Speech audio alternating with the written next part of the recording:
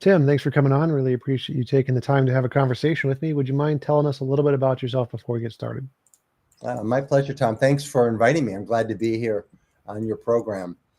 Sure, I'm an ordained minister, Christian minister, and I served several churches as a pastor many, many years ago. But through my journey, I transitioned to doing more intellectual work, studied New Testament, and eventually earned a PhD in New Testament studies. And I only mention that to say that prepared me to then eventually become a professor of New Testament. But honestly, most of my life is about ministry. And I have done almost all of my teaching, except for some adjunct work here in the Twin Cities in Minnesota. I did most of my teaching is in Myanmar, Southeast Asia. For the last 15 years, I have been there, on and off, maybe up to 4 to 6 months a year. So that's a lot of what I do. In addition to teaching students, these are students who are preparing to go into ministry.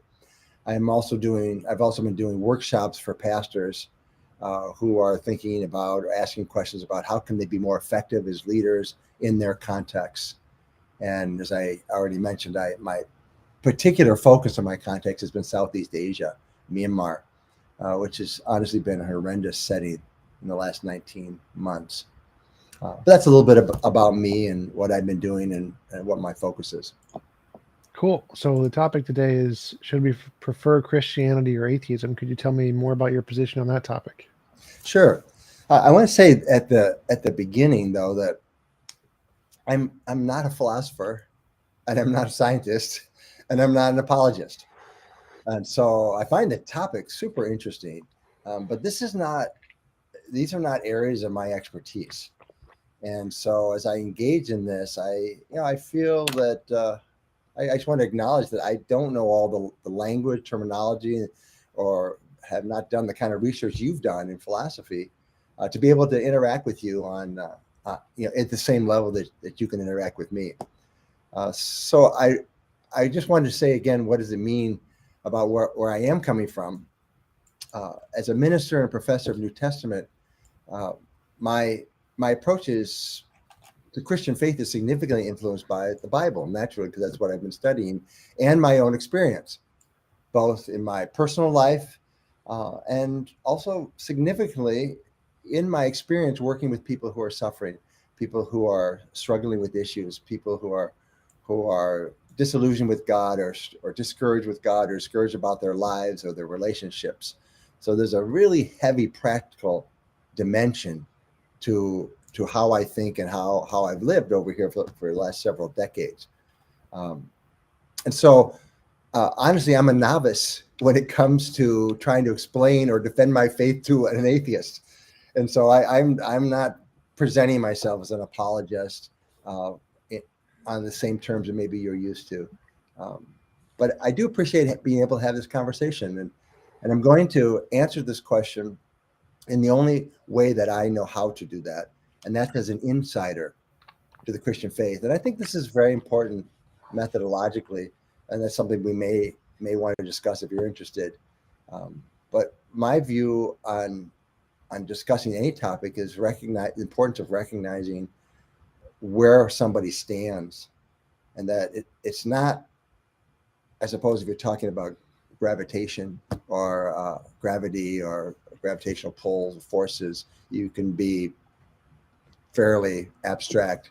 But when we're talking about personal things related to personal even philosophy and religion and faith, identifying one's own personal experience and where one comes from, I think is extremely important.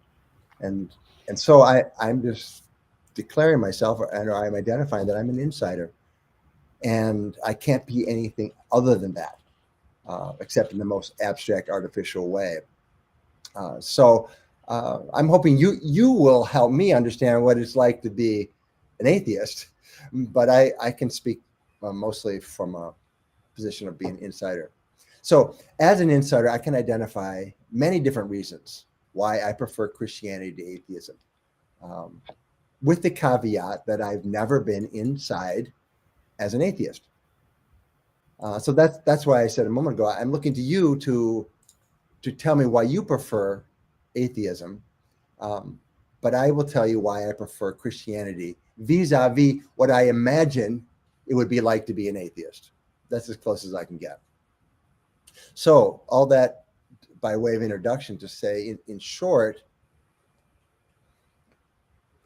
in my experience, Christian philosophy, theology, and spirituality have been inspirational and life-giving and instructive to me. They've served as guideposts in my ongoing spiritual journey and my growth as a person. And what I found in Jesus Christ and in my Christian faith, I can't find in other worldviews and belief systems in the same way. And there are certainly many other belief systems and parallel concepts. But as a package, what I found in Christianity has been compelling to me. And through Christianity, I've found great meaning and purpose, and values and moral standards to live by, as well as a personal relationship with God that has been very meaningful to me as well. And one of the most important teachings, and this is to bring it down from the more broad level to a little more concrete, is one of the more important teachings of the Bible and central to Christian faith is the love ethic, both love for God and love for neighbor. You know, many religions and non-religious people, and including atheists and agnostics, value love, right, as a key primary value, and also as probably the best hope for attitudes that translate to actions that can be helpful to the world.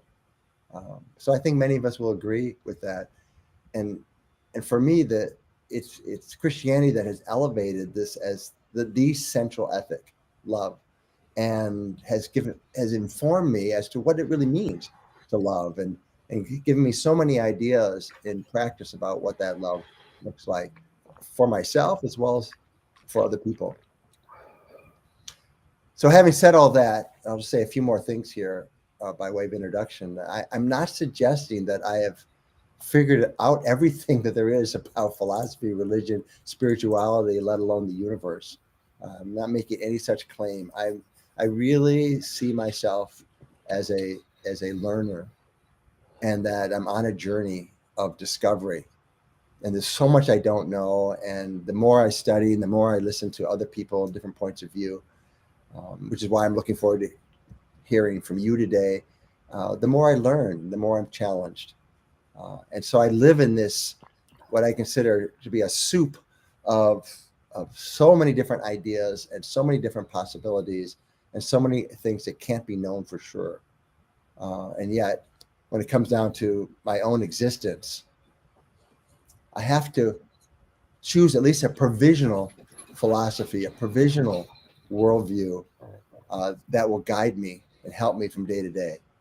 And that's what I've done. And for that purpose, I found Christianity to be extremely helpful. Okay, I think that gives you a kind of an overview. I mean, I have a list, a provisional list of 9 different points about why I prefer Christianity to atheism. But let me save those. And if the conversation goes, well, actually, can you just list them off really quickly so I can write those down, keep them for later? Sure. Okay.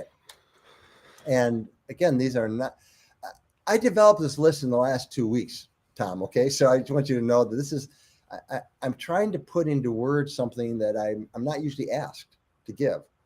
And so I fully expect that I will refine this list and as time goes on, add to it. But these are the first 9 things that came to mind. Number 1, I'm sorry, they're not going to be as concise as you might like for you writing them down. But it helps me to make sense of my desire to know God and affirms my experience of flourishing when I put my trust in my Creator's love and goodness. So that's number 1. Number 2 is it helps me to interpret my religious experiences with God and provides more content for me as I contemplate the nature and character of God, whom I perceive in and behind nature. Number 3 is provides a accurate description of my existential struggle to do good, to do the good that I imagine to do, or what I would like to be able to do, but often can't do. And it also, with this, provides a direction for how I can experience the grace, more grace, mercy, forgiveness, inspiration, generosity, and so forth. Fourth, provides a source of comfort, guidance, perspective, wisdom, and other resources that I highly value.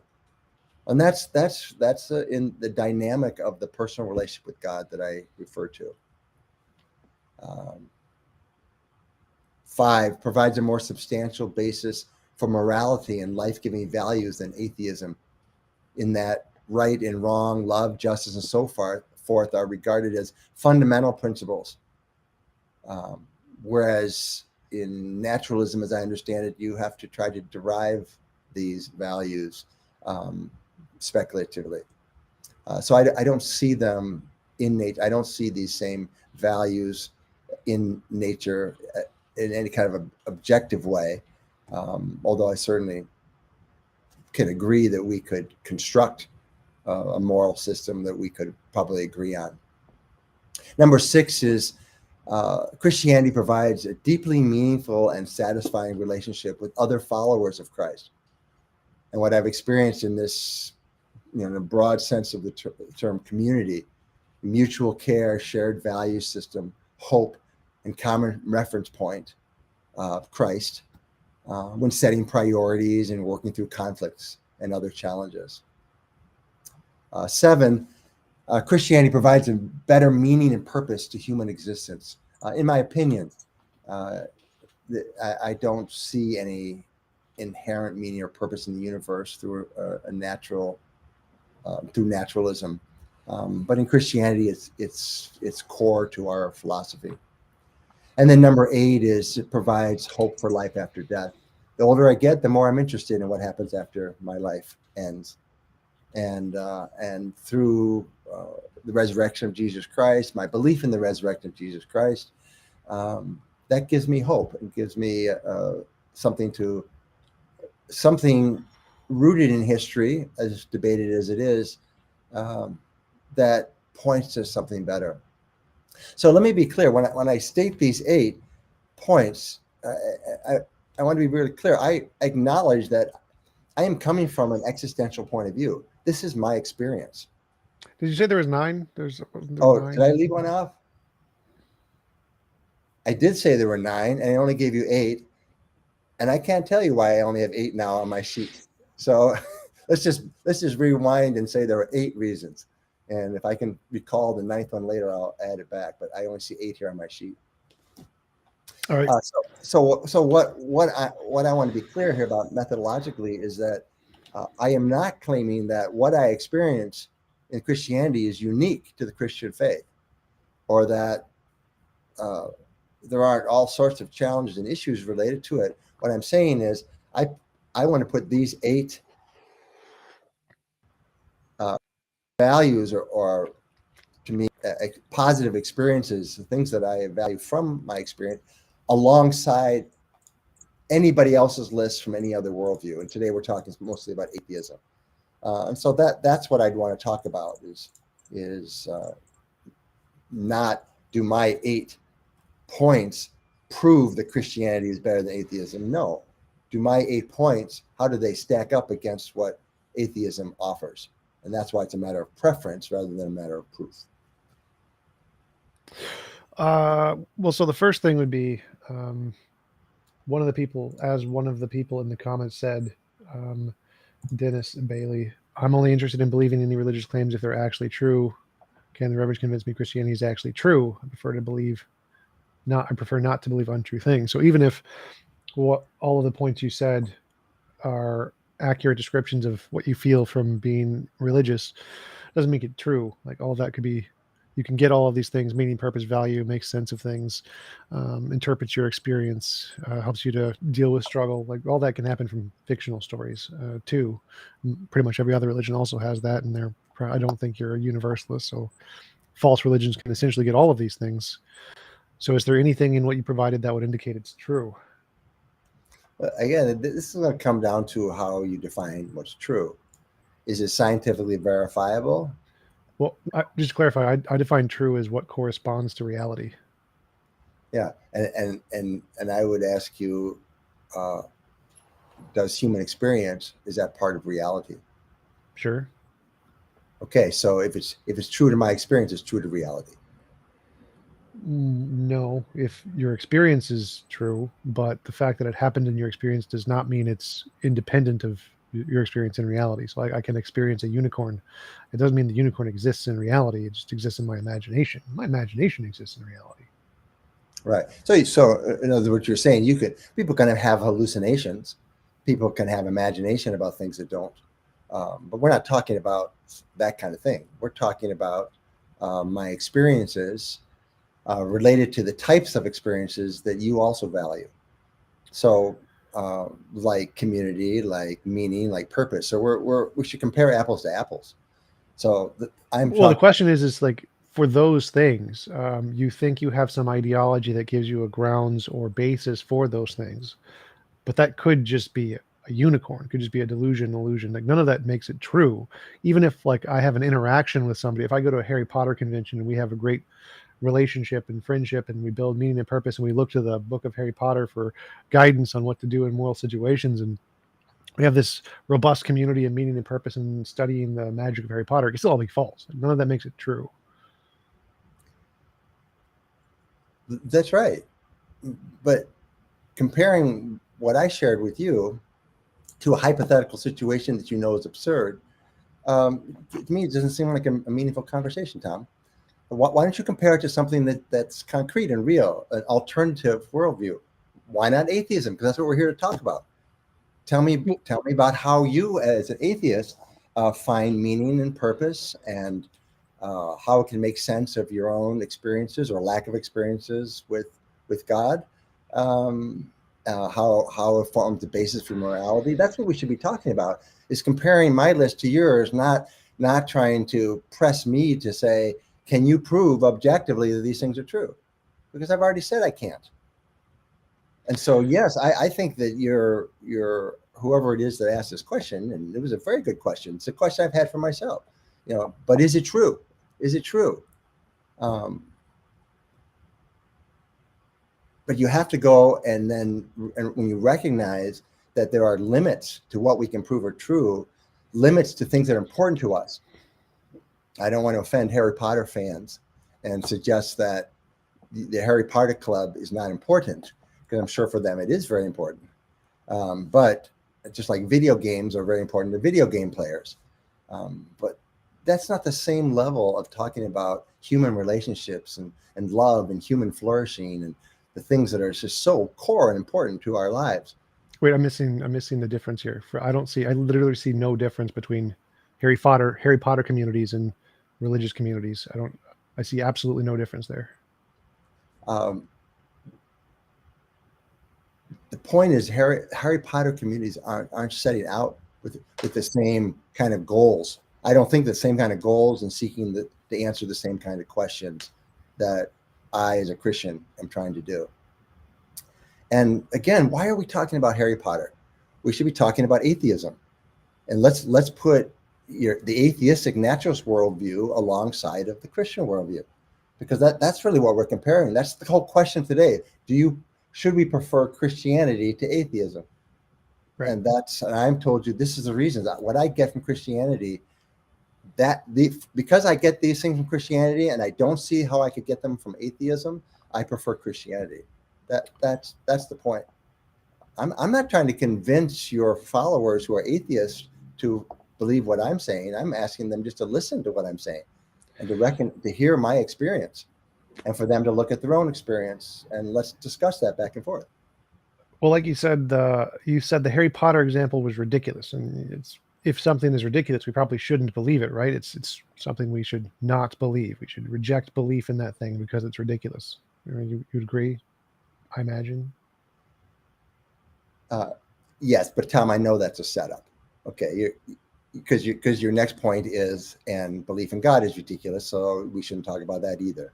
Well, no, that would be if we should prefer atheism or theism, if a position is ridiculous, then we should reject it and be atheists. And so the first stage you should do is show your position is not ridiculous. Because if it is, if your position is analogous to Harry Potter and it is ridiculous, then we should reject both of them and we should then prefer atheism. Well, my answer to that, again, it's where your starting point is and how you're going to go about demonstrating what is ridiculous and what isn't. And that's why I'm asking you. I'm asking you to tell me the difference between Harry Potter and Christianity. What I'm I don't saying, see. Yeah, no, I hear you say you don't see any difference because the concepts are unprovable. Is that fair? Is that what you're saying? They're not demonstrable in a material sort of way. Is that why you would say it's ridiculous? No, I mean, you can only prove things in logic and math. So science is tentative. You can't prove anything. But you do need some reason to think that one proposition is true and the other one is false for there to be a difference. Like, that's kind of an important fact. If we should be justified in believing something, is if there's a reason to believe this is more likely true than the alternative.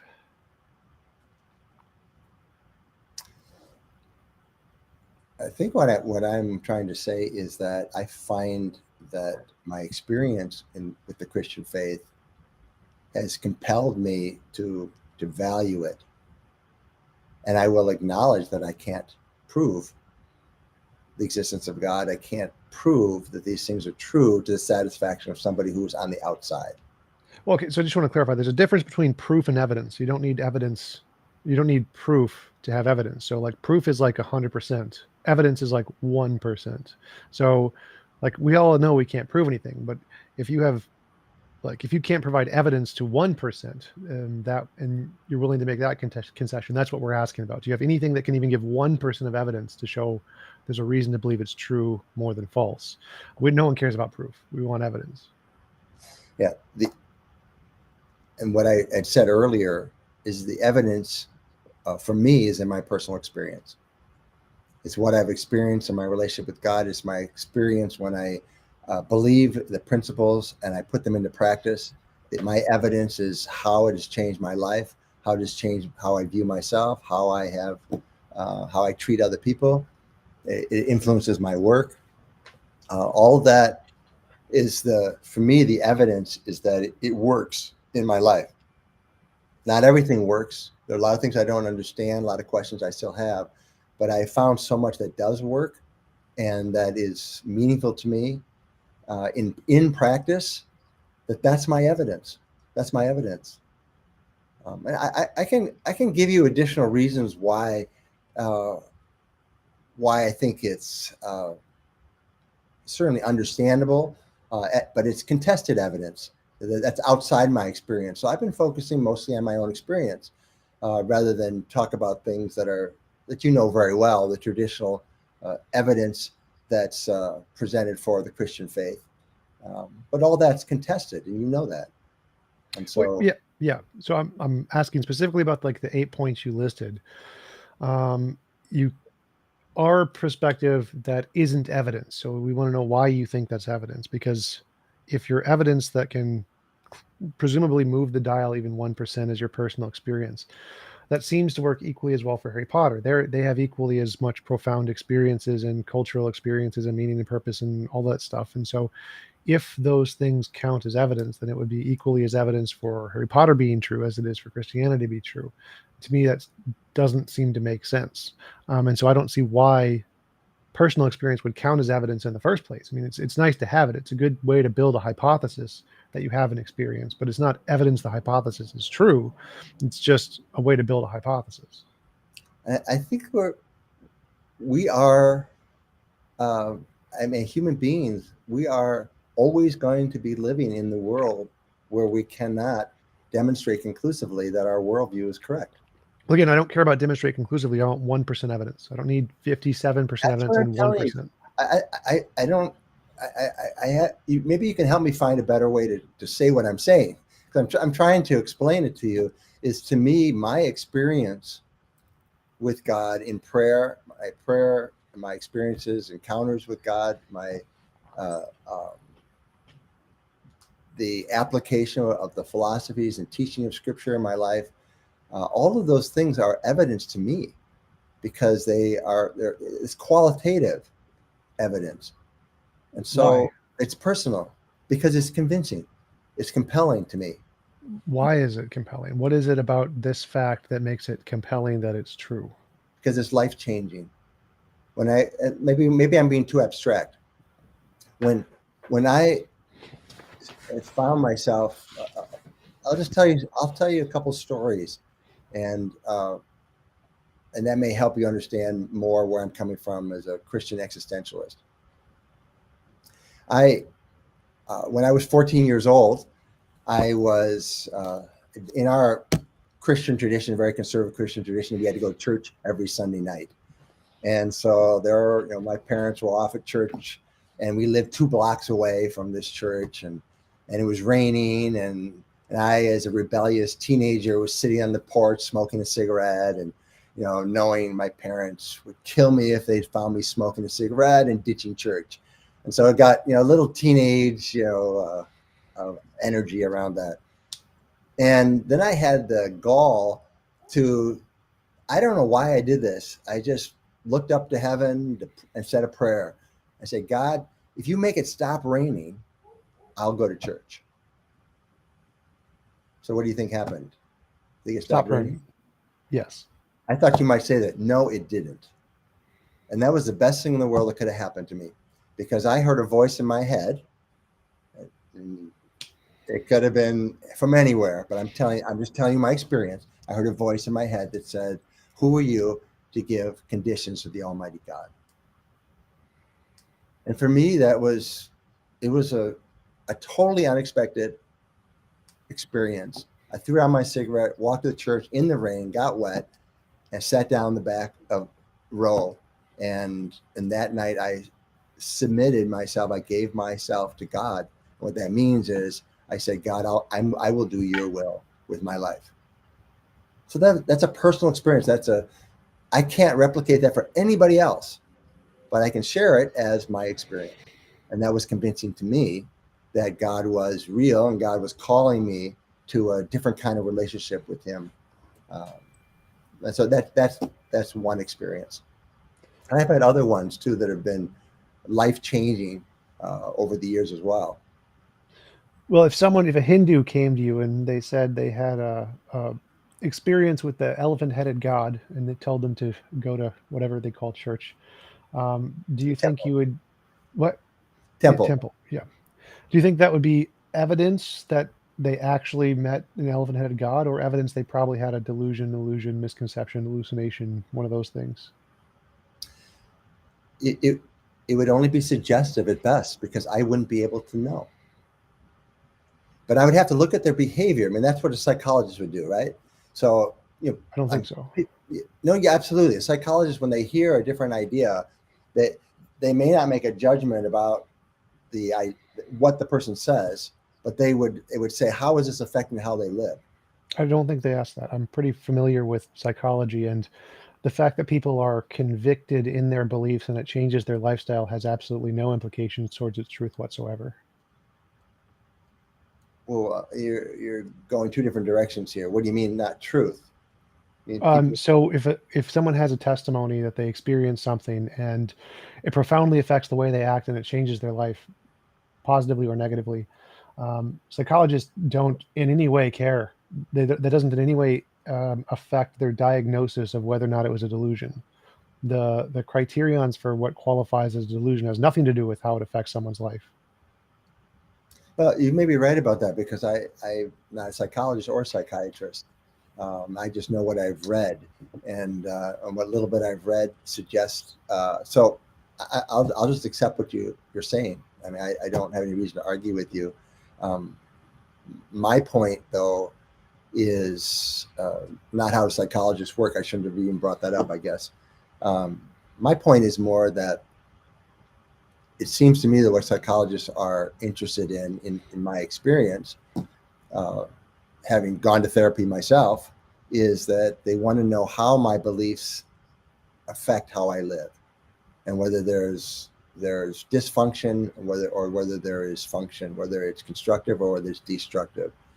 And so for me, if somebody comes to me and they say they've had this wonderful experience with Ganesh, the Hindu elephant god, and they turn into the most loving, wonderful person, I'm going to say, gee, I have no idea what experience they had, but I'm sure glad he's a loving person now. And I think that's as far as I would go with it. I'm not in a position of an all-knowing judge and evaluator of everybody's experience. Right. The job of a therapist is to make people happy. So if you're already happy, they're not going to change it regardless of whether or not it's true. Their goal isn't to make you believe true things. It's not just happy, it's functional. And I'm talking about from my own standards of I don't want to just be happy. You could take happy pills and be happy. But it's about how you function in the world and how that corresponds to the values that you have. You say, we're not just talking about me having, just to put this in context, I'm not just talking about an experience I had on the mountaintop one time and claiming that I saw angels dancing across the sky. And you go, that's really special. I'm talking about an experience I had with God that fits in with a whole religious tradition and how that wound up influencing my life in a positive way that has borne fruit it's good for me and good for my relationships and good for other people in the world. And that's the concrete, that's the practical implications of whatever experience I claim to have had. Well, sure, but that doesn't really answer our question, because our question, like, if the question is simply, should you act like a Christian? Sure, that's fine. I mean, I probably would disagree there too. I think there are better ideologies, but the question is should we be Christians or atheists? And so based on your testimony, I'd say, what is the better explanation there, that you actually had a conversation with an all-powerful being who created the universe, or you had a self-reflective intuition of your brain, which we have tons and tons of evidence happens, where you were talking to yourself and you interpreted that as God, and there's no really God there. That's just something that we've explained in psychology for hundreds of years, and we've known about this, and it happens to tens of thousands of people every day all over the world. It seems like the better explanation is the one that we have a lot of solid evidence for, and so that wouldn't actually count as any evidence for a God whatsoever. It'd be a zero. And that's fine if you're willing to admit that it's zero evidence is just something that you like or that's meaningful to you, but it isn't actually evidence for God. That's fine. What constitute evidence that you would accept? Novel testable predictions. I'm sorry, say that again. Novel testable predictions. Yeah. Okay, so now we're back to what can be provable, right? And you said you didn't have to prove it. You can't prove anything. Novel testable predictions are evidence. They're not proof, though. But again, so anything that raises the bar above 1% is good. Yeah, and so I think, to me, you're stuck. Your worldview keeps you stuck, and by definition, you cannot imagine anything. You maybe can imagine, but you will not accept anything that can't be proved. So, so proof is 100%. Evidence is 1%. I'm using the wrong word. Without evidence, by your definition of what evidence is. Okay. Yes, okay. I would agree. I would say I will not accept things without evidence. That is true.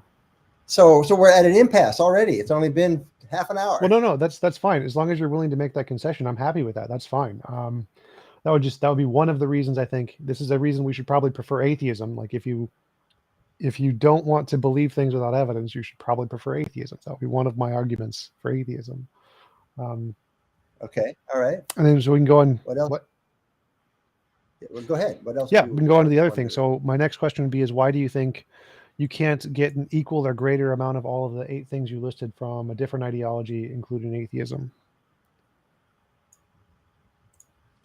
Well, as I said, yes, I don't see any meaning or purpose in the universe from a naturalistic point of view. I just don't see it. Except it just goes on and on and on. It gives me no direction as to what to do. Well, I'm a naturalist, so I believe there is. I'm a moral realist. I'm a naturalist. It's called moral naturalism, which means that the world's only natural physical stuff, but we still have meaning, purpose, value, morality, all that stuff. It's just baked into the universe, kind of like how you think it's baked into God. So why would that be any less plausible? Tell me what it is. Tell me what it is. It's like I didn't mean to say that you couldn't find it. I said I can't find it. So if you can find it in the universe, tell me what it is. It's the nature of nature. What is the nature of nature that gives meaning and purpose to your life? So it's like an undiscovered law of physics that just has morality in it. It's a moral law of physics. But bring that down to concreteness. What does that mean on a daily basis for you? What is the meaning of your life? What is the purpose of your life that comes from this undiscovered law? Uh, well, my interpretation is that any involuntary imposition of will is immoral. But my question here is more that why would you saying morality is in God's nature be any less reasonable than me saying morality is in naturalistic pantheism's nature? Because of the specific content of the Christian faith. And so that you have it's a whole package. It's not just an abstract concept that there's purpose in God. I'm not arguing that. I'm saying that through faith in the Christian God, that which I learn about through Scripture. That's how Christians think. That's what Christians do. That we're taught that our purpose. You can word it differently, but my summary is the purpose of humanity is to know, love, and serve God. And so I'm on an ongoing journey to try to know God better in whatever way I can, which is an extremely difficult task. To love God, I think I know what that means, but I'm learning to grow in terms of what does it mean to love my Creator and serve God. That is the easiest one of the three, because I can imagine, based on the teaching of Scripture and based on my own intuition and thoughtfulness, that anything that fits with that love ethic I talked about earlier, loving your neighbor, is what it means to serve God. So I can, without much effort, put pen to paper and come up with a lot of ideas about how I can practically love God. And so I have that purpose that grows out of the teaching of the Bible. Sure. So yes, if we're talking about particular models, there's lots of particular models. The model I like is that we should minimize involuntary impositions of will, and we can write down on paper all the different ways we can minimize involuntary impositions of will: feed the poor, home the homeless. But how does that grow out of nature, Tom? I don't get that. How does that grow out of observing nature? It's a part of the essence of the law of nature. It's a thing. It's kind of like how you think God has a morality to him, that he gives us these words or whatever. I think there's a law of physics that tells us these things instead of God telling us these things. But it seemed like what you were saying was the difference is something about the particular principles or something. Like, I'm not sure what you, because my question is again, why would grounding morality in God be better than grounding morality in naturalistic pantheism? And from my perspective, they can both be grounded in the nature of whether it's the essence of the universe or the essence of God. That makes no difference. And then you said that it's about the particulars of the ideology, the particular things you're inspired to do. And the examples you gave was to love and get to know God and your neighbor in those two classes, which I can say in mine, we don't need the God part. That part is irrelevant. It's to love and get to know your neighbor, or to minimize involuntary imposition of will, be the particular way I'd phrase it. But it seems like we can construct an ideology of how to help people in life from naturalistic pantheism just fine. And I'd say it's a better model than the Christian model of, I don't think there's any need to add this love of the God thing. It doesn't seem necessary. There's also a lot of erroneous stuff in the Bible I wouldn't agree with, and murderous things that I wouldn't agree with. So it seems like my model, which doesn't have any of that, but does still have all of the good, loving, helping other stuff, seems to be like it would be a better grounds of morality. I think I'm not done a very good job explaining my point. What I'm saying is, when I look at nature and I look at how, and again, I'm not a scientist. I'm very much a lay person, looking at what's available to me basically online, or what I studied years ago. I see that nature is very destructive in its forces. It's creative and destructive. I don't see any basis for loving other people, helping your neighbor. I don't. Tell me where it is. where in nature, if you go out and you observe nature, or whether you go out or just study it through a telescope or somehow, tell me where you see something in nature that would suggest, yeah, we should be loving people, we should be helping our neighbor. How does that come from nature? Well, there's an epistemic question and an ontological question. Epistemically, how did we get to the conclusion that there is such a thing? Moral intuition and moral progress. Most of the professional philosophers in ethics are atheists, like 70% ish, but they're also moral realists. They believe there is an objective morality, and they came to that conclusion by looking at the evidence of morality and using that to infer that there is such a thing. So we follow the evidence to the conclusion. But if you're asking like an ontology question, what is it made of? It's essentially the same kind of thing of what you think God is made of. He's essence of the universe, essence of existence. And it's there in the universe. It's not everything. It's not like if you look at space, it's going to be moral. Like, no. Like, we agree that 99% of the universe is uninhabitable to life. It's going to kill us. All of the stuff there is there to kill us. But we're not saying literally everything is morality. So we're saying morality is one kind of thing. It's out there. It's not the strongest force in the universe. Otherwise, we'd all be perfectly moral. It's a weak one. It's something that we can feel its effects, but we aren't like gravity stuck to earth by it. And so everything you see around you in nature, just like it's not God that we're looking at. We're not looking at the moral law when we look out into nature like that. The moral law would be somewhere hidden that we can't see yet, is undiscovered, just like God is undiscovered. And so they're both outside of the realms of the things we can just look out and see. I'm sorry, I'm just not convinced. I think that's the best you can do, to posit an unseen moral law, but I just don't see it in nature. And I think it's I mean, the question is how is this different from positing an unseen God that isn't in nature and can't be seen? So the question here is why would this be worse than the unseen God? Unseen law worse than unseen God, because why? I'm wondering if it'd be more helpful. Again, we're talking mostly about morality right now, and my mind's going in 5 different directions because there's related different topics to this.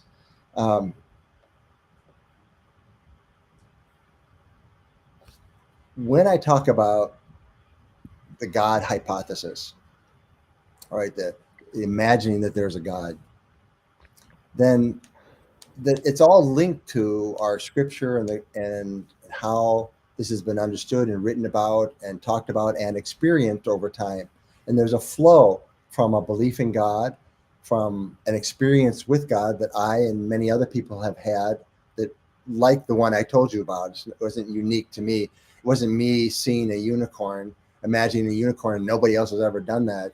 This is a common experience where, especially from those of us who, from an existential point of view, a Christian existential point of view, this is a quite common experience for people to have this moment where they feel compelled to submit their will to God, to their creator, and to say, I am not the creator, I'm not above God, I'm not as smart as God, I am created by God to serve God's purposes. That's the existential shift that many people have experienced. And again, it's not like imagining Harry Potter or a unicorn. And from that discussion about who God might be, influenced by the Bible, come certain ideas about morality and that what is right and what is wrong. And so there's a whole system that supports it. It's built into a theistic Christian worldview as it's developed.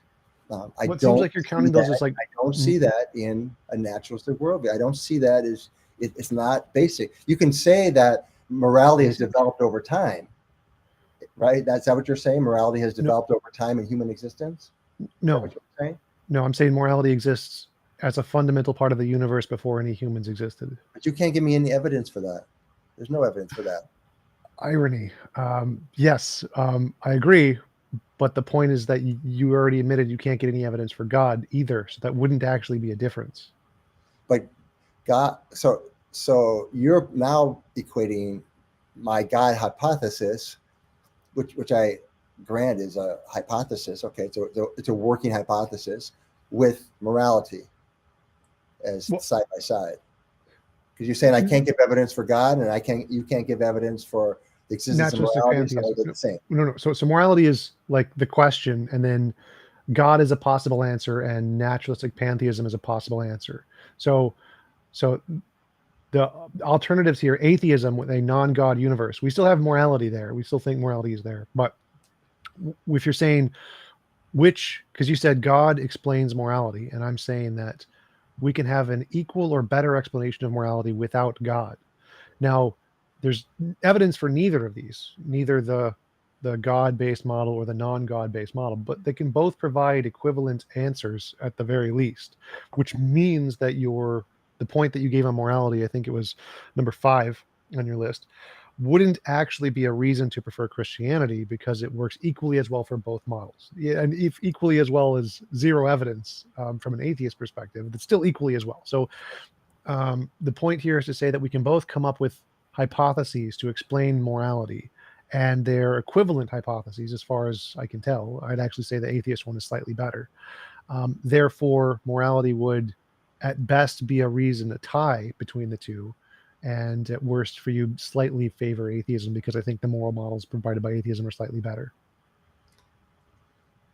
Okay, this is again, I think it's definition. We're still not totally communicating, because you represent my position as saying God explains morality, and what I'm saying is God provides a foundation for objective moral values, ethics, and moral values. That's what I'm saying. And I say natural world does not do that. There's nothing I can observe in nature. I can observe it in God because God is a construct. And so I've constructed God based on the Christian tradition, and in terms of God is a good God, God's a loving God, and that and I view God as a creator, and from that flows naturally morality. From that, your concept of the nature as it is however you would talk about it, I don't see how it just naturally flows, no pun intended, naturally flows like the idea of morality. It's you can observe morality in the world, but then you have to just posit, well, that must have been a natural process. And I'm saying that logically morality flows from the concept of God because it's inherent in the very, very hypothesis about who God is. And so that's a different starting place for me. Right. So I'm saying that nature does provide an objective foundation for morality that is independent of any opinions, and it comes from a law of nature. Like, do you know what Platonic object is? No, sorry. Okay. It's a thing that exists prior to humans, outside of space and time. It's a thing. It exists. It's an object, and that object is a moral object. It instantiates morality. So just like you think God exists and he has I think you would say he has a moral nature to him or something. And he is the grounds of objective morality. There is a thing in nature, there's a moral object that exists that is the grounds of morality, and it's objective. So it's independent. It's a stance independent model. There's no opinions based on it. It's a thing that exists, like a moral object, like God's nature. It's a thing that exists, and we both think that there is this thing that exists. You think it's God. I think it's a law of nature that grounds objective morality independent of any opinions. So we both think that there's an objective thing in nature. Now, I agree, we can't see this thing, just like we can't see God. So that's not a difference. That's the same. Now, epistemologically, I think we can get evidence of this thing by looking at moral intuition, moral progress, answering moral dilemmas, et cetera, et cetera. We can just things that people in ethics do. But I don't come from, Tom. See that's where we have to discuss that as well. And I would say that those who have moral intuition are by and large religious people who believe in God. So we can identify that people have consciences of some, however you want to define that, but we still can't identify where that conscience comes from. And so you can't assume it's a natural process. Right. I agree. From God. So I agree that we have moral natures. Like this is true for religious and non-religious people. There's no difference there. It's the same. There's no difference. Everybody has moral intuitions. The only people who don't are like psychopaths. So we have a moral nature, and we want to explain what causes that moral nature. Could it be God? Maybe. Could it be a moral law of physics? Yes. They could both answer the question.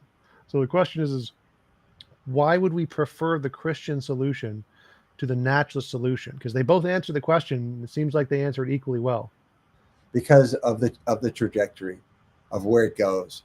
And that's back to my experience again, experience of other people. Oh, I wanted to ask about that. So it seems like you're counting those as two separate things. And I like that there's the Bible and the tradition, and then there's also the moral experience we have, or something along those. And those are like two things that add together. But for me, that seems to be the same thing. Like you already have a belief of God, and then from that belief in the God, you use that to explain your moral experiences. But that's not two separate things. You're starting with your conclusion and then explaining the evidence to make it fit your conclusion. So I can do the same thing, and I can start with my conclusion that there's a moral law of physics, and then explain my moral intuitions in terms of that law, but that would be begging the question. But again, that seems to be like the same thing, and I don't see why you think that counts more in favor of your position, the fact that you have an experience and this model that you think explains the experience. I also have an experience, and I also have a model that I think explains the experience. So I don't see what the difference there is. Well, apparently I can't convince you. And so this ultimately what it comes down to is we both have these ideas. I talk about God. When I say God is a construct, by the way, I'm not saying God doesn't exist. I'm saying my idea about God is a construct. Okay, I'm going to be clear about that. And then versus the idea about naturalistic pantheism. Why would that not be a pantheism? I don't know why you're talking about pantheism. I thought we were talking about atheism. Naturalistic pantheism, if you Google it, you'll find it's just the moral view that it posits nothing beyond the ontological commitments of science. It's naturalism. Okay. Okay. Well, I can do that later, but anyway, let's not get off on pantheism. I just was surprised by your use of the term. Well, so I do want to pick on that a little bit. So just because it has the word theism in it doesn't mean it has anything to do with a God. Atheism has the word theism, is it? Diletheism has the word theism, is it? The fact that the word theism is in it doesn't mean there is a conscious mind involved. So there are versions of pantheism which don't include a mind. They're purely naturalistic, materialistic. There's spiritual versions that don't include a mind. The term pantheism is more broad and can be used in multiple contexts that don't include the classical idea of a God. But I mean, if you break it down from the Greek word, you have pan and theos. It's all is God. I mean, that's how it's been used classically. It's etymological fallacy. Like if you actually look at how the word is used, like if the word diletheism means there's a non-logical structure. So the fact that the word theism is in it is completely irrelevant to the meaning here. Like you don't look at just the etymology of the word. It wasn't completely irrelevant to Einstein, who was a pantheist. But I can grant you that some people use pantheism differently. I'm learning today. So thank you for informing me about that. Hey, let's go on. I think we're definitely at an impasse here. I'm not going to convince you, and you're certainly not going to convince me. So let's go on. What else do we want to talk about? All right, life after death. You can have life after death equally as well under atheism as theism. Mm-hmm. Say that again. I got distracted by one of the comments. Go ahead. Your last point, or your point number 8, was life after death. That was one of the reasons you said you wanted to be a Christian. And you can have a life after death. The probability of having a life after death is exactly the same under theism and atheism. So I don't see why that would be a reason to be a Christian when the numbers are the same either way. In terms of probability, you're saying? So like there are a number of possible gods. There's a God that like doesn't care and doesn't create an afterlife. There's a God that creates a hell for everybody. There's a God who only lets atheists into heaven. All these are logically possible gods, and there's a logically possible universe where everyone goes to heaven, a logically possible universe where everyone just poofs into nothing, and a logically possible universe where everybody goes to hell. So all of the possible ways that heaven could be can be that way with or without a God. You don't need a God for heaven to exist.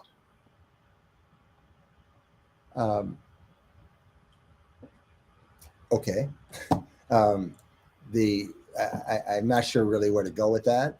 I, I'm dealing rather than just logical possibilities, abstractly, which is what you're doing. I'm talking about. I ground my belief in life after death in the resurrection of Jesus Christ, and that's a concrete experience in history, whatever it means, that gives me hope. And so that, whereas the others are all just hypothetical possibilities, and I can grant that you can imagine all sorts of possible, but that it doesn't. It's not compelling to me just to have a hypothetical possibility. I'm not seeing the difference there between, like, many Hindus argue for NDEs, near-death experiences, as evidence of the consciousness thing that exists, the consciousness field. That seems to also be far better evidence than the resurrection of Jesus. In fact, the resurrection of Jesus is rejected by the vast majority of historians because history can't adjudicate miracles. History can't support anything that lacks an empirical basis. So miracles, magic, mythical creatures, paranormal, supernatural, UFOs, none of those can be confirmed based off historical testimony. Whereas NDEs can be, because we have those all the time. Those are things that we can experimentally verify. And so it seems like there's better empirical evidence of the Hindu claim, because there's actually like an academic journal about parapsychology, which there are papers published in, which is, I don't agree with them, but it exists. And so there is empirical evidence that you could say there is a field of consciousness of some kind that could perpetuate life after death. And so that would be better evidence than the hypothetical resurrection of Jesus, as far as I can tell. So you believe in life after death? Is what you're saying? It's possible. I'm saying, I think that of the 8 things you listed, I don't think any of them are evidence, but I think that you can gain an equivalent alternative model to do all of those things equally or better. So if you think those things are reasons to be a Christian, and I can get all of those things on atheism, then they would also be reasons to be an atheist. I don't think you can get all these 8 things as an atheist. Which one do you think we cannot get? Well, we've already talked about some of them. I'm not gonna go back over and discuss them again. Pick one of the other ones. To me, it helps me make sense of my desire to know God. Well, you don't believe in God, so that's not relevant to you, but it is relevant to me. Right. I don't have a desire to know God, but I do have a desire to know the universe. And so if there was a naturalistic force in the universe, it would explain my desire to know the universe. But I saw one of your videos. You did have a desire to know God, and you became disillusioned with God, and so you cut your belief in God. Well, I was brought up Christian. I don't know if I had a desire to know God. I had a desire for God to cure my depression. Yeah. So I think it's quite common in human experience to want to reach out to God, whoever God is, however we conceive of God. And I think many people turn away from God because of experience, not because of, they might go to create intellectual reasons why they don't believe in God. And I understand that flow, but I think people start with a basic belief in a higher power, in God, and even a creator of the universe. I think that's a natural default beginning position. And then they have experiences of disappointment and discouragement that eventually lead them away. And what I'm saying is I've also had some very, very disappointing experiences with God, such as when my mother had Alzheimer's disease for 14 years. We prayed and prayed, and God did not answer our prayers. And that was very disillusioning to me. And I thought that maybe I should give up my belief in God, just like many people have said. But again, it's that experience and that and the grappling with the experience that I think is more real than just philosophical arguments about God or the existence of God. And I think that's why I emphasize experience so much. I know this is subjective. I don't need to be critiqued because this is subjective. I'm saying it's subjective and it's existential. But my spiritual journey has been full of experience, existential questions, disillusionment with God, and then seeking a resolution. and recognizing I could go the route you went, but I couldn't. I couldn't go that route because I did believe in God, and it would have been dishonest for me to shut out my belief in God to say, well, look, God didn't answer my prayer, and all these terrible things are happening in the world, so I don't believe in God. Problem is, I did, and I couldn't get over that. And so my options really were to continue on with my disillusionment and my bitterness towards God. I was so angry at God, and that would make me miserable. I thought this is a stupid option. Better to give up belief in God, then there won't be anybody to be angry at, or then stay in this bitterness and rage. But then I eventually found my way to a third option, and that third option was that I could choose to trust in God. And that's what Soren Kierkegaard talks about when he talks about the leap to faith. It's not a leap of faith, it's a leap to faith. And when you build up all the rational reasons for and against God, in the end, it's inconclusive. And in that sense, I agree with the atheist who says, well, there's not enough evidence or any evidence really for God. You can even say that based on your model. But nevertheless, Soren Kierkegaard talked about, I have my own experience, and millions of people have had the same experience, that for some reason, some of us make that leap to God and that leap to faith in God. And in doing that, I found of the only three options I had in my disillusionment, that was the best option. That was the option, and I defined best by what produced greater joy, love, meaning, purpose, all these other things that I have on my list. So if what you mean by your personal experience or our tendency to believe in higher power is the fact that many people do believe, I think that's better explained by anthropocentric fallacies, like the fact that we tend to see agency in things that there's no agency in. The classic example is type 1 and type 2 errors. If we hear a rustle in the bushes and people think it's the wind and don't run away, and it happens to be a lion, they get eaten. But if people hear a rustle in the wind and think it's a demon or a lion or a mind of some kind and always run away, they survive. And so humans have an inbuilt bias to think that there are mindness, agency in everything we see. That's why we believe in Zeus and Thor, and that there's demons in the wind, and that there's a monster under the bed, and when you turn the lights off you feel this anxiety that there's something in the darkness. All of those things have been proven to be a result of psychological factors due to evolution, and it seems like the tendency we have to believe in higher powers is explained by that fully. And so if we're comparing the two hypotheses, that this tendency to see agency as a result of there actually being a God there, or it's a product of evolution and our biases towards seeing agency in everything due to survival, it seems like the survival one is a far better explanation. And so I don't think that the fact a lot of people like to see agency in things is evidence that there's actually agency in all of those things. And there's no question in my mind that our minds are able to produce all sorts of imaginary thoughts and jump to conclusions. We do it all the time. And to me, that's one of the greatest contributions of the naturalist perspective, is that it keeps asking the question, why do you believe that? Is that true? What evidence do you have for that? I really value that from your approach. What it comes down to is I don't think that explains everything. I think there's something more. And of course you say, well, what evidence do you have for that? What do you think it doesn't explain? Like, that would be my question. It doesn't explain. It doesn't explain my desire to know my creator. It doesn't explain my belief that there is a creator, that what I see in the universe is there by design. Well, just to take those two, what do you think? How do you think it doesn't explain those? Because like type 1 and type 2 errors, false positives, if you think there's a agency in the universe, and you've been taught this through your culture that it's a good thing that there's an agency in the universe, that would seem to explain your desire to get to know your creator. Like, that's why the Romans sacrificed things to the gods, because they wanted to get to know their creator in some sense, get the favor of their creator. No. They're not trying to get to know their creator. They're trying to manipulate the creator to do them a favor. And that is a very different level of spirituality than what I'm talking about.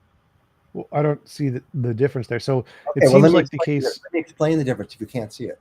Well, I just want to clarify. So to me, it seems like the case that if you believe there is an all-powerful mind up there, that's more powerful than you, because we have this bias in us for authority and appeasing authority, we innately have a desire to submit and get to know that authority. That's just a part of biology. It has nothing to do with innately wanting to use the authority. It's just whenever there's an authority figure in every social structure, there becomes this social hierarchy that's built up in every kind of social interaction, and you have this inbuilt intuition that you want to be closer to the highest authority figure. And that's a natural bias we have. It's always there. And the fact that we see agency in everything, including the universe and volcanoes and tornadoes and everything, they're the highest authority because they're much bigger than us. And we have the desire, the same inbuilt desire to get to know them. So both of those, all of that stuff you mentioned seems to be very well explained by the natural stuff we know about. There's a difference between being able to describe something in psychological terms and to really explain where that comes from. And so, your idea about, we need authority structures, and it's natural for us to look up to authority structures. Who can argue with that? I mean, that's very descriptive. But for me, it's not comprehensive. It's just, absolutely everything that anybody can say, you can speculate and create some kind of evolutionary possible purpose to explain it. But that's not evidence. That's not proof. It's just conjecture. It's speculation. Exactly what you should do. It's exactly what you should do. I'm lost a little bit here. So just to clarify, we have proven that these two things are a fact. We know they exist. They have been proven to exist. Anthropocentric fallacies. What have we proven? The tendency for us to admire places of authority and want to be part of them, and type 1 and type 2 errors, those have been proven. These are facts. We know they scientifically exist. It's like color blindness. It's a thing that we have proven to exist. And so all right, yeah, I'll give you that. And so if we're wanting to explain some experience we have, like people have an experience to want to get to know God, and want to explain what caused this experience. And there's these two phenomena that we know exist for a fact and affect pretty much everybody. And they would directly cause this experience. That seems like a very good explanation. Now, if you want to compare that to, say, there's actually an all-powerful being that we don't have any evidence for, and say that's a better explanation of these phenomenon than the thing we have hundreds of thousands of empirical studies that prove these two things exist and cause this exact phenomenon. That seems to be like, I think you're exaggerating, but I don't know, like all of these thousands of studies. Yes. Okay, well, send me the link, please. Okay, like it's type 1, type 2 errors, extremely common. Okay, Daniel Kahneman wrote a book. Psychological process of needing to get the approval of authority. Oh, yeah. Authority figures. That's the one you said. Yes, we have literally hundreds of thousands of those. That's a huge common thing that's a study in psychology. So these are errors, very common. We have names for them. Argument from authority fallacy. It's like, yes, we know this is a thing. I'd love to see the link. I don't doubt that there's studies, of course, but I'd love to see exactly how far they take it, and again, even the existence. That again, my point is that that's all descriptive. It's descriptive of what they can observe in human nature, and that's all your method can ever do. It just describes what is, and I that's how I value the scientific method and investigation. It describes what is.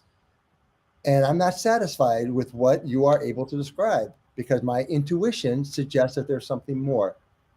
And from the design of the universe, because I'm convinced that there is design in the universe, to my experiences with God, to the benefit that I've gained by putting my faith in the Christian God and in the Christian philosophy, and the difference that's made in my life, that whole flow it's a combination of intellectual argument and subjective. And that's where I live, and that's where everybody lives. Everybody has to put together all these pieces as best they can. And you've put it together differently. And you put your faith in the naturalistic process. And if there's anything you can't understand, you just assume that it's kind of a nature of the gaps. Whatever you nothing I said was subjective. None of the arguments I gave were subjective. None of the analogies I gave were subjective. Exactly. That's right. That's your system, Tom. Your system is strictly objective as best you can. And that's why I value it. Well, so my argument here is that if all of the reasons I gave are just strict logical arguments that there's a mirroring. It's a mirroring argument. What I'm doing, it's called a straw, as a horse, some kind of horse. I forget what it's called, but I'm taking all of the things you're saying and seeing if I can apply those same pieces of evidence to an alternative hypothesis that is contradictory. And if I can, that proves objectively without any subjective interpretation that it is not evidence. So that's really all I need to do. So it's when you say that we need to All have you this need to do subjective. logically, What? but not it's all you need to do logically is what you're saying. Is Yes. if you can provide another explanation for what I experienced than the one that I'm giving, you're That's saying equally logically. supported. Yes. What's that? Yeah. If it's equally supported, like the fact I could say magical squirrels did it, but that's less supported. So it has to be equally plausible. And what is the impact of being able to do that logically? Then you can dismiss my claim. Right? That's no. The impact would be like if it's equally supported as an alternative, then it would be logically unjustified to accept the claim for anybody, me, you, anybody. So the point would be to say that to eliminate the subjective biases and say, is there any objective reason to actually accept this? Yes or no. And we do a test using logical structures of arguments to see is there one? And if it says no, then that means it's not reasonable to accept based on rational argumentation or logic. And so the goal would be to say, if you think there's some justifiable reason to accept Christianity, and we test that reason, well, is this actually a reason to accept Christianity? We would compare it by applying the same reason to alternative hypotheses and see does it apply in both. And if it does, then it's not a reason to apply Christianity. And I don't know what you mean when you say, when you're bringing up the descriptive claim, like if there's some phenomenon we see, like I feel hungry right now, I'm hungry, and I want to explain that hunger. We would look at the biological structure of like the organ, the stomach, and how it relates to the brain, and say, oh, look, it sends the signal when you deplete on energy, and that seems to explain hunger pretty well. But then you say, well, there's alternative hypothesis of the Cookie Monster. The Cookie Monster is giving us this hungry sensations or something. Like we can say that's probably not it. It's probably the thing we can literally measure. There's this physical interaction. There's a correlation between when you have the sensation and what's going on in the stomach. Like we can measure these things. This is very, very solid. It's probably the hunger thing, probably not the Cookie Monster. And it's rational to conclude that. And I think the same thing applies when we're talking about this desire to know God feeling. Like just like we have this hunger sensation and we can measure the correlation between the stomach and the brain, we have the same thing with type 1 and type 2 errors, with anthropocentric fallacies, with appeals to authority. We know all of those things are just massive influences on the human psychology. And we've proven they exist. They're extremely common, tons of data on all of those, just like there is for hunger.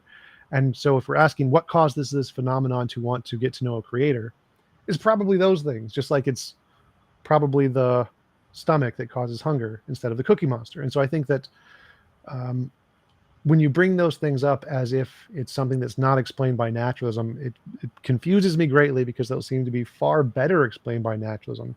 It would be analogous to you saying that hunger isn't explained by naturalism, and it's like, it doesn't make any sense to me. This seems to be very clearly explained by naturalism. Okay, maybe let me try this way. I think naturalism can explain. I would imagine, okay, because not being a naturalist, I know I'm over my head, but you can correct me if I'm wrong. But a naturalistic approach would have an explanation for most everything, and if you find something you don't, then you're going to posit that it just hasn't been discovered yet. That's how I understand your worldview. Sort of. I mean, I would clarify one thing. Every worldview has an explanation of everything. It's just the problem of underdetermination. It's just a fact of all hypotheses. But yeah, we'd say we need evidence for one of them to make it reasonable. Okay, so again, I'm just talking about your paradigm and your method, and I don't see that as mutually contradictory to what I'm proposing, because I think that I wish I could think of a good analogy. So, for example, what comes to my mind is, like painting a beautiful picture. Someone can paint just a beautiful, beautiful picture and painting, and and then we can analyze it, and we can talk about where all those colors come from, We can identify all those pieces, and you can probably even examine in the minds of people as to why do you think that's attractive? Why isn't it attractive to you? I don't know what kind of studies have been done around that. But what I would say is there's still something about all aesthetics, including this one painting that I'm talking about, that just jumps out and says beauty. And it's my perception of beauty, my perception of beauty, that's a concrete, my intuition around a creator God and design in the universe, all of that is what is suggestive to me that there's something more, that there's something more to what I am observing than just my ability to describe it in a mechanistic sort of way. That's what I'm trying to say. So I'm not saying that you're wrong or that your method is faulty. I'm not arguing that. I'm saying that my intuition, perception suggests there's something more. And I'll just stop there. Okay. To me, like what comes to mind is the God of the Gaps argument, that we have this feeling that there's something more, that there's something we can't explain yet, which there's lots of those things. We obviously can't explain everything. But then to say that there must be a God to explain this thing is a God of the Gaps. You're saying here's a gap. I'm very well aware of God of the Gaps argument. I don't think that's what I'm saying. I mean, they used to say, things like, I can't think of a good example, but where there's lightning or something like that. You can't explain lightning. Zeus did it. Yeah, right. That's right. It must be Zeus. Right. I'm not arguing that. I'm saying that what I'm perceiving and experiencing in the world is suggestive that there's something more. It's not like, gee, I can't explain it, because the naturalist world you can. You just proved it to us around the authority figures. Not proved it, but you illustrated it with that example. That I think, yeah, that makes sense to me psychologically, that there could be that as part of it. What I'm telling you is that I'm not satisfied to say that explains everything, and you are, and that seems to be where the rub is in the gap. Well, it doesn't explain everything. I agree. We don't have an explanation of everything. So I did mention that before. We definitely don't. But okay. My question would be is that there's infinitely many explanations. Everybody has their preferred explanation of everything. And if we don't have a way to filter out the imaginary ones from the one that actually corresponds to reality, differentiate imagination from reality, then I don't think simply the fact that we have this intuition that there's some explanation of something more, and it's whatever your particular intuition is for, is a good reason to think that your intuition is correct. We all have explanations of the unknown. Newton famously said that when he looks at the gravitational connection of the planets in the solar system and trying to do the calculations of how to measure that, he said, it's impossible. I can't do it. It must be a God. He had an intuition by looking at that thing. It was so complex, could only be done with a God. And then Laplace came along like 100 years later and just did it on his own side. And Napoleon asked him, well, where's God in your hypothesis? And Laplace said, I had no need of that hypothesis, sir. And I think that's God of the Gaps, Tom. That's a God of the Gaps. And so I'm not arguing that. Well, I'm not seeing the difference. That's what I'm asking, is that to me, it seems like you saying when you see beauty in a painting, you feel this intuition that there's something there, something in that painting that indicates something more. That's the same as when Newton saw the planets and he saw the elegance of the connection of gravity, and he had this intuition that there's something more. Therefore, something more that caused it. That's the difference. When you posit that there's a God who caused it, something I can't explain, that's a God of the Gaps. When I posit that there's something greater to this reality than not that's causing this to happen, but it's suggestive that there's something greater in the universe that I'm able to analyze. That, to me, that's not the same as God of the Gaps. I don't see that logically. Well, like when you see a painting and you feel this essence of beauty, and you say that's indicative of something more, isn't it something more that's causing that beauty thing to exist and you to feel that, right? I don't know if I'd use that doesn't sound like the right word to me, causing beauty. It's suggestive of something more to its essence, I suppose, is what I'm saying. something So more. so my thought pattern here is like, for it to be suggested of something more of its essence, that means there has to be some other thing with some like true essence of beauty has to exist in the universe, right? And then this true essence of beauty is imparted to particulars like the painting. Now, if the painting itself has beauty itself inside of it, and there's no need for something else like God to create that beauty, then it wouldn't be suggestive of something more, right? It would just be in the painting. So Yeah. for it to be suggestive of something more, there has to be something more to cause this beauty thing to exist, right? Yeah, I think I follow what you're saying now. I mean, you're saying that if I perceive it as beautiful, and if I term it as what causes me to think that's beautiful, if I say that's God, that's like a God of the gaps. I think that's what you're arguing. Something like that. I think like for Yeah, yeah. beauty to exist. Go ahead. I'm sorry. Right. So I'm saying like for beauty to exist, it seems like what you're saying is when you look at the painting, there is beauty itself is somehow in the painting, or something more is in the painting. And that something more Well, has to exist. my experience of it is I'm experiencing beauty. I don't even know how I don't know how to define beauty. It's something that I know it when I see it, but I don't know how to define it other than that. Yeah. So there's something there. We just don't know what it is yet. Therefore, what? Yeah.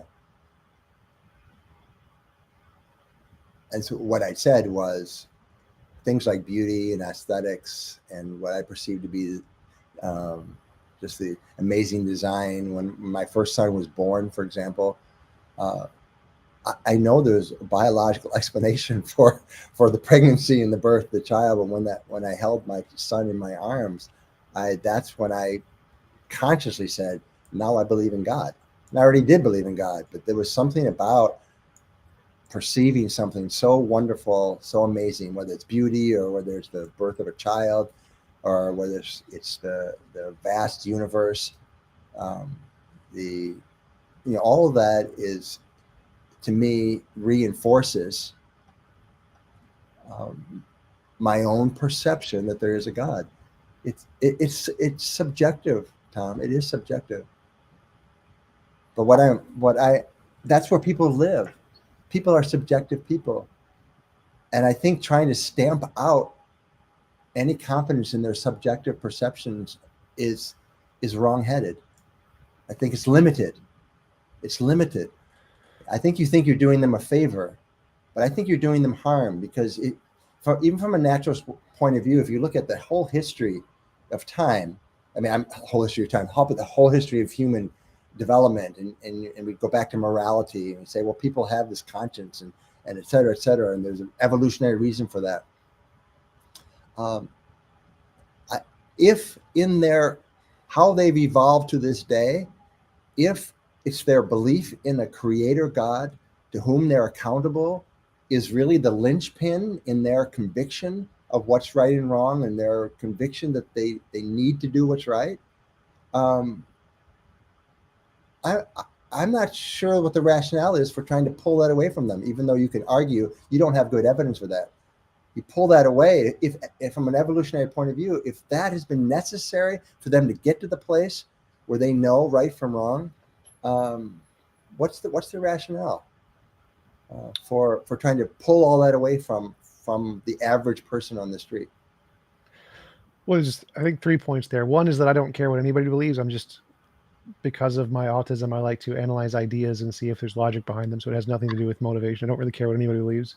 2 would be is that there are atheists that argue that society would be a better place with atheist ideas, that we look at atheist societies, they're more moral, less crime, less rape, less child pregnancy, less of all of the bad stuff as far as we can tell. And so some atheists argue that they want to replace the Christian ideology with a better ideology. I agree that Christianity was good for society. It did benefit many people, and that's why it was evolutionary advantageous for people to be religious.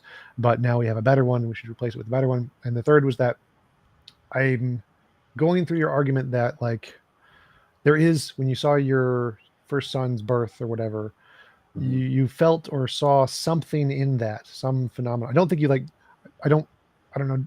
I don't think you'd say you directly saw God there or something. No, But you that's not saw, what I'm saying.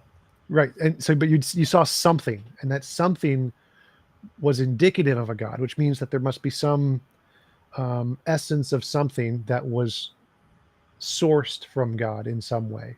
And so there's some phenomenon you can't explain. It's really powerful, and you think the best explanation for that is the God thing, which seems to be a God of the gaps. That seems to be like exactly what a God of gaps is. There's some phenomenon, can't explain it. It's more powerful than what we understand. Must come from a God, or most likely I comes don't from a think God. I'm saying that, but I mean, I can see why you might think that's what I was saying. Thank you for asking me to clarify it. I I think I think I was just wowed by the amazing reality of the child being born, and that somehow that human beings that this is part of human existence is having a child, feeling love for that child, seeing a child be born from egg and sperm, and that whole process. Uh, there's a very natural process. We can examine all that. I'm not saying it's a God of the gaps.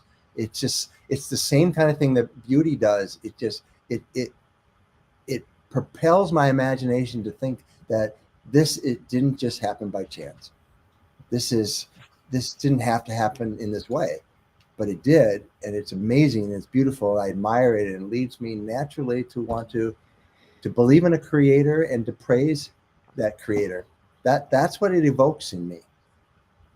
Uh, that's what I'm trying to describe. What do you mean by propels your imagination? Because that's the part that I'm trying to build a connection for.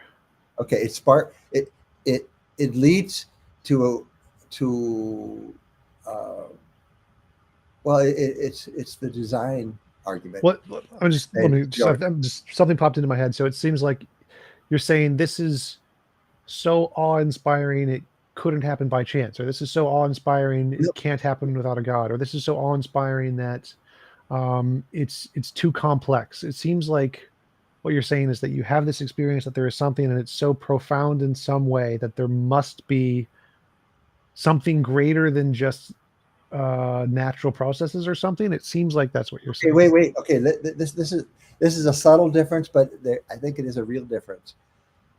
All at least in the way you reiterated what you thought you heard me say. It's like I didn't say, well, this couldn't be by chance. This couldn't happen natural. This couldn't, et cetera, et cetera, et cetera. I said the fact was when I saw that beautiful thing, when I saw that beautiful child, um, I believed in God. It was a positive thing. It just was created within inside of me. It was like I believe in God. It was like more like a gestalt. It wasn't a reason point by point. It's like, well, this couldn't be da da da da. It was a gestalt type of experience where it's like I suddenly was convinced within myself. Wait, okay, so that's the part I'm getting lost on. The convinced is the logical argument. Convinced Yeah, means you're okay, presented with. that's probably that's the wrong word. I understand because of logic. Um, well, maybe I just should just stick with the word I believed. I believed. So you're saying it was more just like a spontaneous belief change within you or something like that. Yeah, I think something like that. I mean, it wasn't of a total different order because, as I said, I already thought I believed in God. I already thought I believed in the Creator, but there was something that's happened, and I had the same experience. I was hiking in the Swiss Alps here this summer, and I don't know if you've ever been over there or places like it, but when I just look at the amazing uh, universe. I mean, that's very physical, one spot, but of course you can do it through books and research and see much, much more. Uh, I have the same kind of gestalt experience that says to me, well, it doesn't say to me, it comes from me. I believe in God. I believe there's a creator behind all this. And I know that's not logical, and I know that's not I mean it's not a proof, and it's not even evidence, but that's my experience.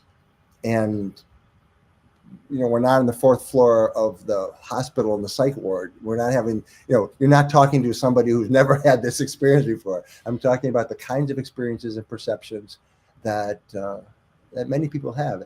Many people doesn't make it right. It's just what I'm saying is it's not an outlier type of strange experience.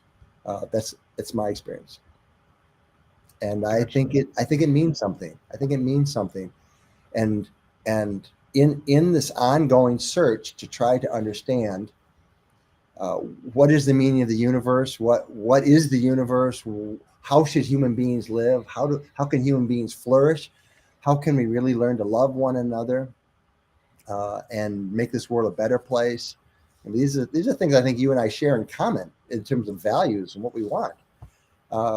Because there's so much that we don't understand, I prefer to continue on with the God hypothesis because of what I experience and how it feeds me. For me, it does not hinder my ability to pursue these values we talked about. It only helps.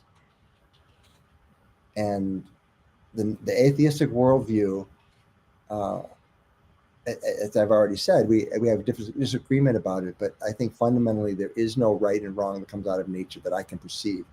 And so I can't argue for the existence of right and wrong out of an atheistic worldview. I can't do it. You can do it, maybe. I can't do it and be convinced. I think something's lost when you don't honor and worship a creator. So it's not just believing that there is a God out there, like an intellectual argument, which, as we've been talking, or point, there's something existentially relevant about accepting, at least provisionally, that there's a creator, and then internally submitting my will to my creator, trusting that my creator knows better than I know about what my meaning and purpose is. It is psychological, but I hate to use the word, I won't use the word spiritual, but I'm going to mention it anyway because spiritual is impossible to define. But I'm looking for some kind of word, but I will be willing to accept at least it's psychological, but it's psychologically relevant to me and to the communities that I serve and the people who come to me for counseling and the people who are trying to make sense of their suffering, people who are trying to cope. So many resources that come from an assumption that God is real and that God cares and that there is a purpose. So many resources psychologically come from that I'm not willing to give that up just because there isn't any compelling evidence of God. That's the practical reality. Oh, yeah, sure. I'm happy to grant that. I think that, yes, there are many psychological benefits that come from religious belief for many people, and that's perfectly fine. If it makes you happy, go ahead and believe it. I have no problem with that at all. Well, Tom, it's a little demeaning for you to say if that makes you happy, like whatever floats your boat. I'm not talking about happiness. I'm talking about shared values that you and I both have. Human flourishing, human advancing, trying to address the evils of this world, trying to come around and support the people who are suffering. Right. Just to clarify, I put all of that in happiness. That would all be a part of happiness. It sounds so cheap to make it about happiness. That's my reaction. So it's not whatever makes me happy. It's about what kind of philosophy is going to lead to a better outcome in my life and in the life of those who believe it. And I think that's really what this whole discussion is about today. Which atheism or Christianity is more likely to produce a better outcome?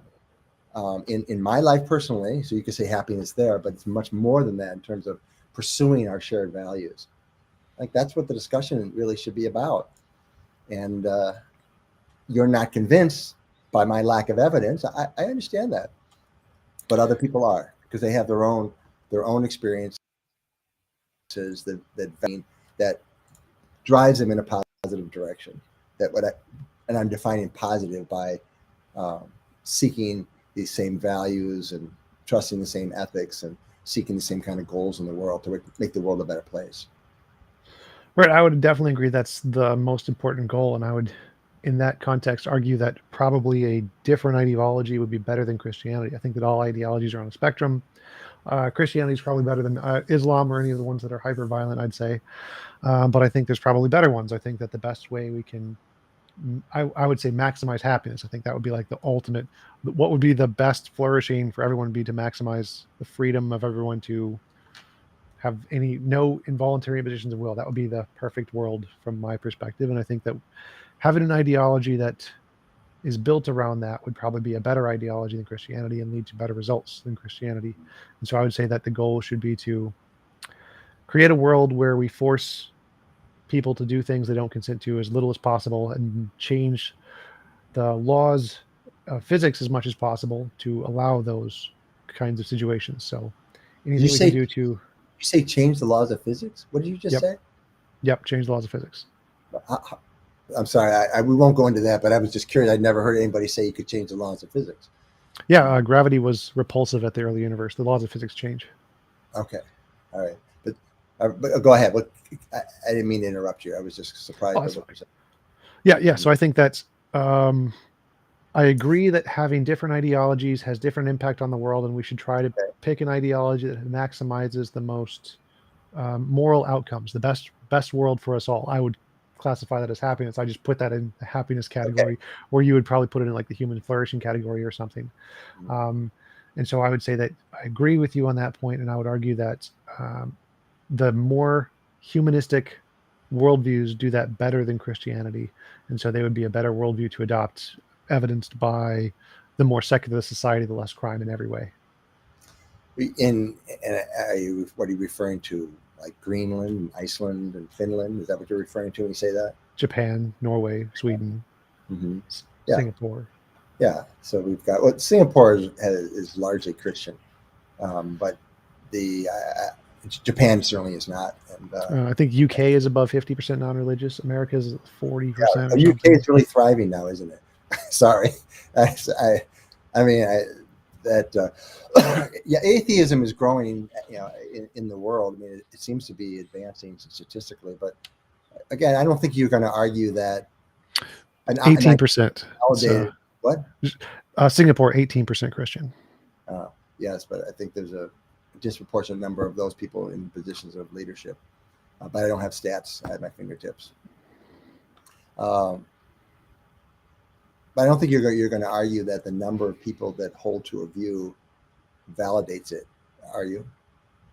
No, I'd say that if we're trying to measure the outcomes of a society based on an implementation of an ideology, I'd say that a society that has a larger portion of that ideology would have a representative analysis of like how much crime it increases as or whatever. And so like if we instituted Nazism or something and we saw a massive increase in the rates of crime against Jews, we'd say that's probably a bad ideology. We don't want that because that correlates to the crime growth. And so if we have an increase of one ideology and it causes a decrease in crime, then that's a good indication that ideology would have positive outcomes, which is what we see in secular nations and secularization.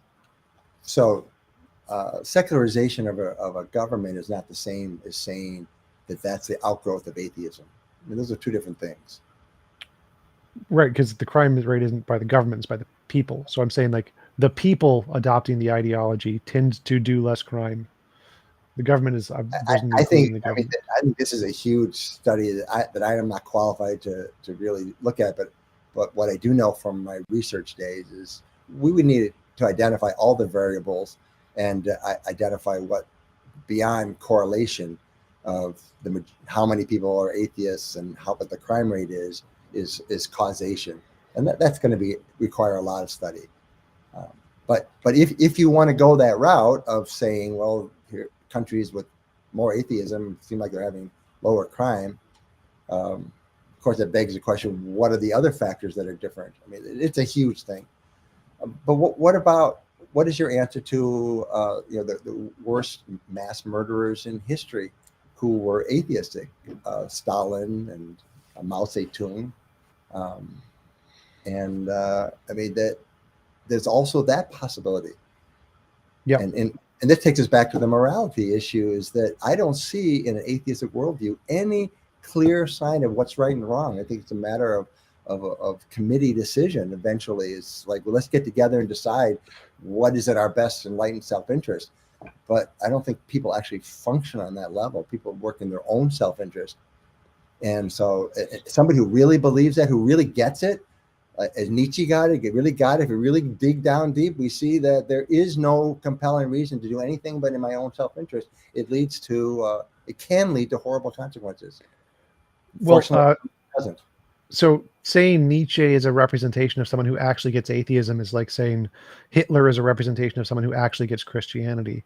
There are lots of bad people who adopt an ideology, like Mao and the Stalin. North Korean Stalin. Yes. So there are always the Crusades, the witch hunts, most of the popes and the priests who've done very bad things. There are lots of Christians who have done bad things, just like there are some atheists who have done bad things. But if we want to look at the aggregate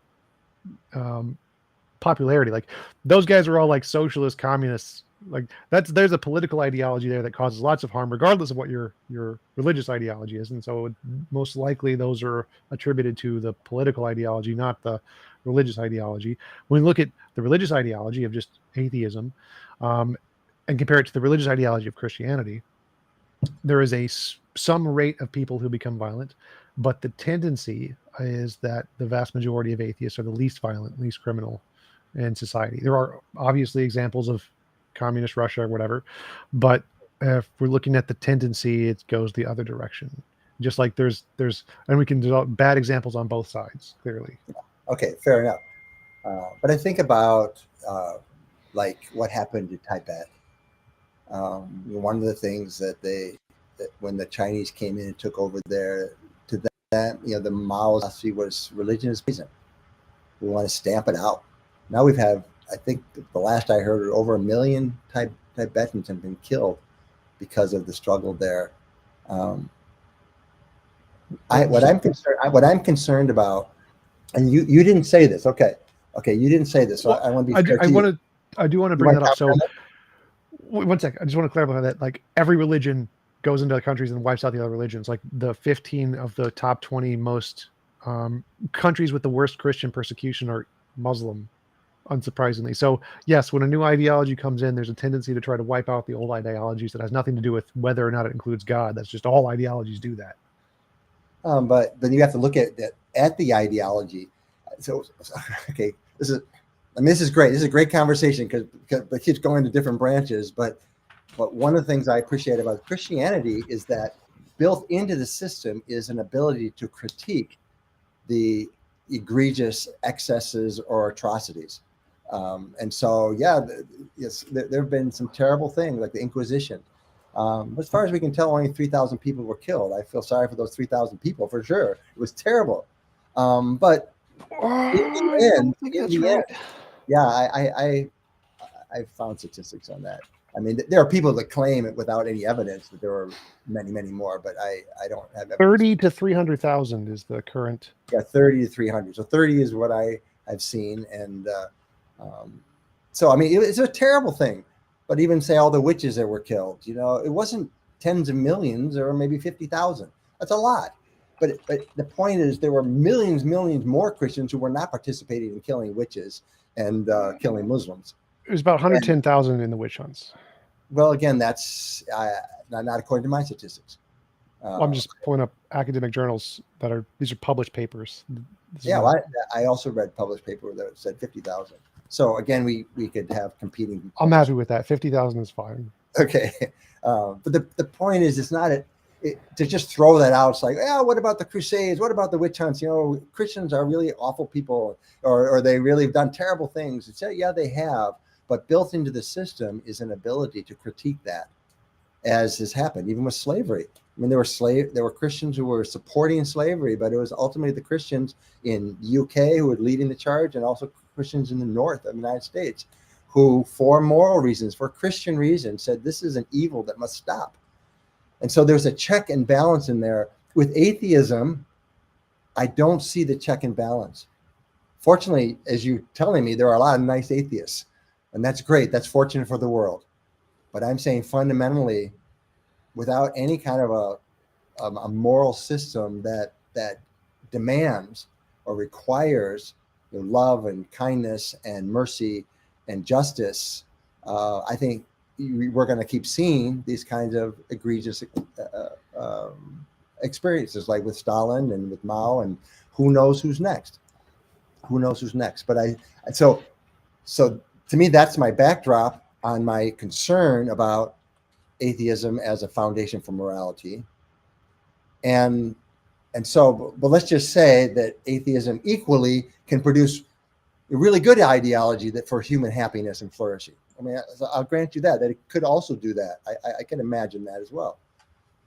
So could we at least agree that there are some dangers in what I've seen in some of the new atheism, so-called new atheism, the hostility or the mission or drive to try to drive out all religious belief, drive out all superstitious religion, because that kind of impulse to drive out an orienting principle for people like that, I mean, isn't that just on the same spectrum as eventually just taking the guns out and forcing them and shooting them? No. Okay, why not? Well, atheists who disagree with Christianity and debate the topic aren't the same as people who literally just mass murder. Like, so that would Of be like course, saying, I didn't say that. I didn't say that you were, Tom. well, no, no, I, no. So, like, the comparison you made between new atheism and Stalin is like the comparison between you and me talking and Boko Haram and me talking. There would be a very difference between that dynamic and the relationship there. The new atheists are just like they like to debate. They're not. There's no implication of wanting to eradicate religion. In fact, is that true, Christopher, Tom? Is that yes, true? yes, I Christopher heard Hitchens you was say asked. that for Richard you. Dawkins asked Christopher Hitchens, if you could eliminate all religion from the world tomorrow, would you do it? And he said no. The new atheists are not trying to eliminate religion. They want to eliminate religion from politics. That's for sure. That's definitely true. But they don't want to eliminate religion. Like if I eliminated religion, I'd lose my job. I would have no occupation anymore. This is not. Atheists are Okay. not okay with just eliminating religion. They don't care. They just don't want it in politics. Well, I get that for sure. I agree with you on that. Okay, this could be explored a lot more, but again, back to my value on looking at trajectory. I think these are all valid subjects to say, okay, what is the basis of morality, as we've already talked about, and how will I, in fact, treat other people or respond to other people who think differently from me? How far will I go in that? I think apart from just painting out that landscape, the reason it even came up was that I was saying that we should not assume that atheistic ideology is better, automatically better, or necessarily better, because I think it also Absolutely. be a setup for great great abuses, as it has been in history, just as some religious groups certainly have also committed great atrocities. Oh yeah, I absolutely agree. We should never just assume one is better just for no reason. That would make no sense. But I would say that if we look at the evidence seems to indicate that the outcomes are better. There are obviously downsides to both, but the one thing you mentioned was that there's an inbuilt moral system in Christianity where there isn't one in atheism, which I agree. Atheism doesn't have an inbuilt anything. But again, I believe morality is objective. So we can see societies getting better independent of any written down books. And it seems like the written down books slow down that progress. They don't increase it. And so having this inbuilt moral system in some That's a great topic, by the way, but go ahead. yeah. So having an inbuilt system of morality written down in a book seems to not do anything because the book is a reflection of the moral progress in the people who write the book. And the moral progress happens independent of the book. So we can see in societies that there's moral progress without books of any kind. I would include like LGBT rights, trans rights, ending slavery, workers' rights, minimum wage rights. All these kinds of things are evidences of human moral system improving. I think that our morals have improved greatly since the origin of Christianity, and that Christians of the past were far less moral than we are today, which is why we see progressive Christianity is a thing. And I think that the fact that we as humans innately become better people is independent of the fact that there's a written down system in a book somewhere. And so the fact that there is an inbuilt book for Christianity really doesn't seem to have an impact on the moral progress of society.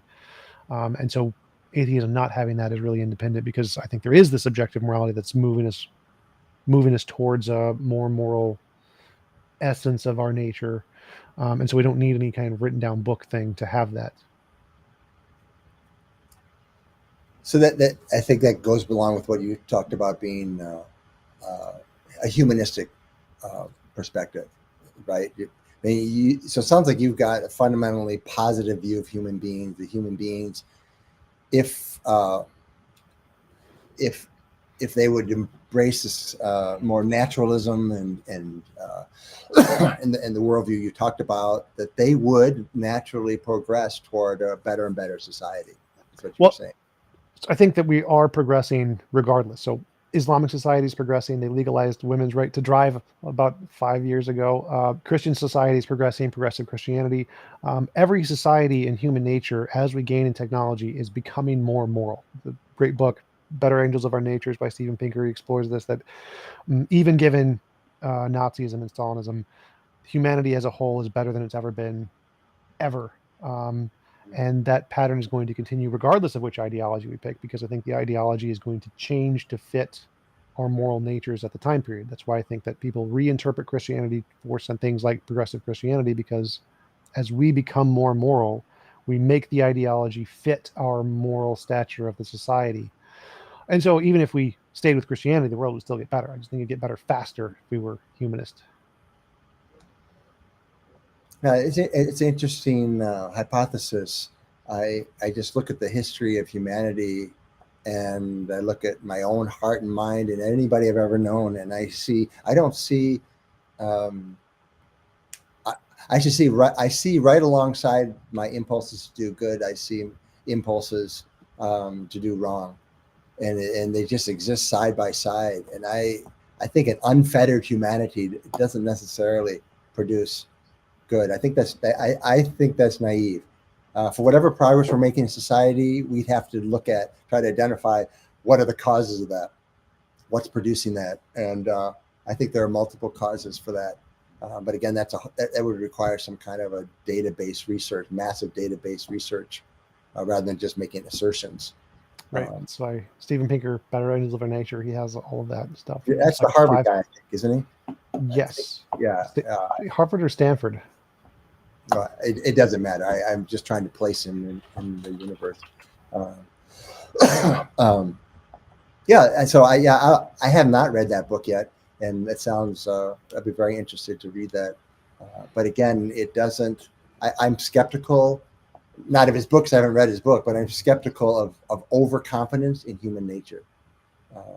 I remember from my history days at the end of the 19th century, I mean, the Europeans thought they had it all figured out. We had this unity and this peace, the peace of and they figured out how to be mutually respectful of everybody in their kingdoms, and the whole thing blew up. And we had the first and then the Second World War, and it was the worst disasters in European history. So I think we need to be careful about naivete around human nature. And I think we need to be darn careful about how we go forward. And I'm more eclectic in my real thinking. I mean, in real practice, I mean. And so, as I already said, I value all of your questions are great questions. I mean, I don't want to give you the idea that I don't value them, because I do. And I try to apply them to myself. But I also value the religious tradition, my religious tradition. And there's a part of me that consistently believes that there's something that the Christian tradition contributes, it can contribute, that the world would be in a worse place without it. And so I'm not willing to give it up for that reason. But I want to include the other insights from other disciplines and perspectives as well, as much as I can. Cool. We do have some questions from the audience, if you don't mind. Yeah, no, I love it. So Harry Nick asked, how do atheists create art, music, and literature? That must be for you. That's questions for you. I think it's in reference to when you said that there's beauty that's related to God in some way. And so it's trying to imply that if you don't believe in a God, how do those people still find beauty and meaning and purpose and those kinds of things to make these? It seems like you don't need a God for that, I think, is the implication of the question. And to me, how do atheists create art, music, and literature? I was not saying that only Christians can create art, music, and literature. That would be absurd. I'm saying that my perception of in aesthetics, of art, music, literature, and being able to recognize something that's particularly beautiful or brilliant is to me an evidence that there is a creator. There is a reason why we have evolved to this place that's not just explained by chance. But I wasn't saying atheists couldn't create art or music or literature. All right, gotcha. Question for Tim: do you feel that you have universally compelling reasons why everyone should prefer Christianity over atheism? That's a great. Thank you for asking that question. No, I don't, because I don't think it's possible for me myself to produce compelling reasons for somebody else. I think as my worldview and theology have developed over the years, I believe that my job is to witness to, in other words, give my experience, share my experience with other people, because I believe spirituality is something that has to happen between you and God. And so if nothing happens, it wasn't because I had bad reasons, because I don't think there are reasons that will compel everyone.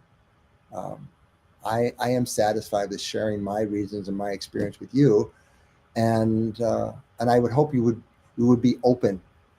You would be open to the possibility that something in my experience might be available to you as well, through Jesus Christ or through faith in God. And either you are or you aren't. But that's. I hope that explains my perspective on this one. Gotcha. Johan asked, would you lose meaning if you found out God didn't exist? I'd be real disappointed. Okay, I'd be real disappointed. Would I lose meaning? I would lose my understanding of meaning, the meaning that I have right now, because the purpose of life, as I said to you, is my summary is to know, love, and serve God by serving other people. So some of that would go away. What would I do? This is what I actually would advise people to do this when I'm counseling them. Is if you're not a religious person and you cannot imagine God, then I think you're best from an existential point of view. This is an existential point of view. Rather than go to nihilism, instead create your own meaning. Try to find meaning that's not necessarily inherent in nature, because I don't think it's there. But you do have agency as a human being to imagine a better life for yourself and a better world, and give yourself to that. And I think you will find when you're doing that, you are going to you're going to need resources to be able to do it. You're not going to be able to do it all on your own. And so do what you can on your own, but then you're also going to need to find resources. Those are two parts of that answer. Gotcha. All right. If you had been born in Syria, would you be Muslim? So how real is Christian faith? That's a great question. I think, if I try to answer that just statistically, the answer would be I'd be a Muslim now. It's just like if I were born in India, I'd be Hindu. If I were born in Southeast Asia, I'd be Buddhist. So that statistically, that's right. But that phenomenon does not invalidate, in my opinion, my faith in God or my belief in the reality of God and the importance of the religion and religious faith. So what do I mean by that? That by my worldview, I think all human beings, for whatever reason, and for me, I'd say it's a created reason, but without proof of that, I'll just simply say it's just a phenomenon. But all human beings, or most human beings, have some kind of desire to know their creator.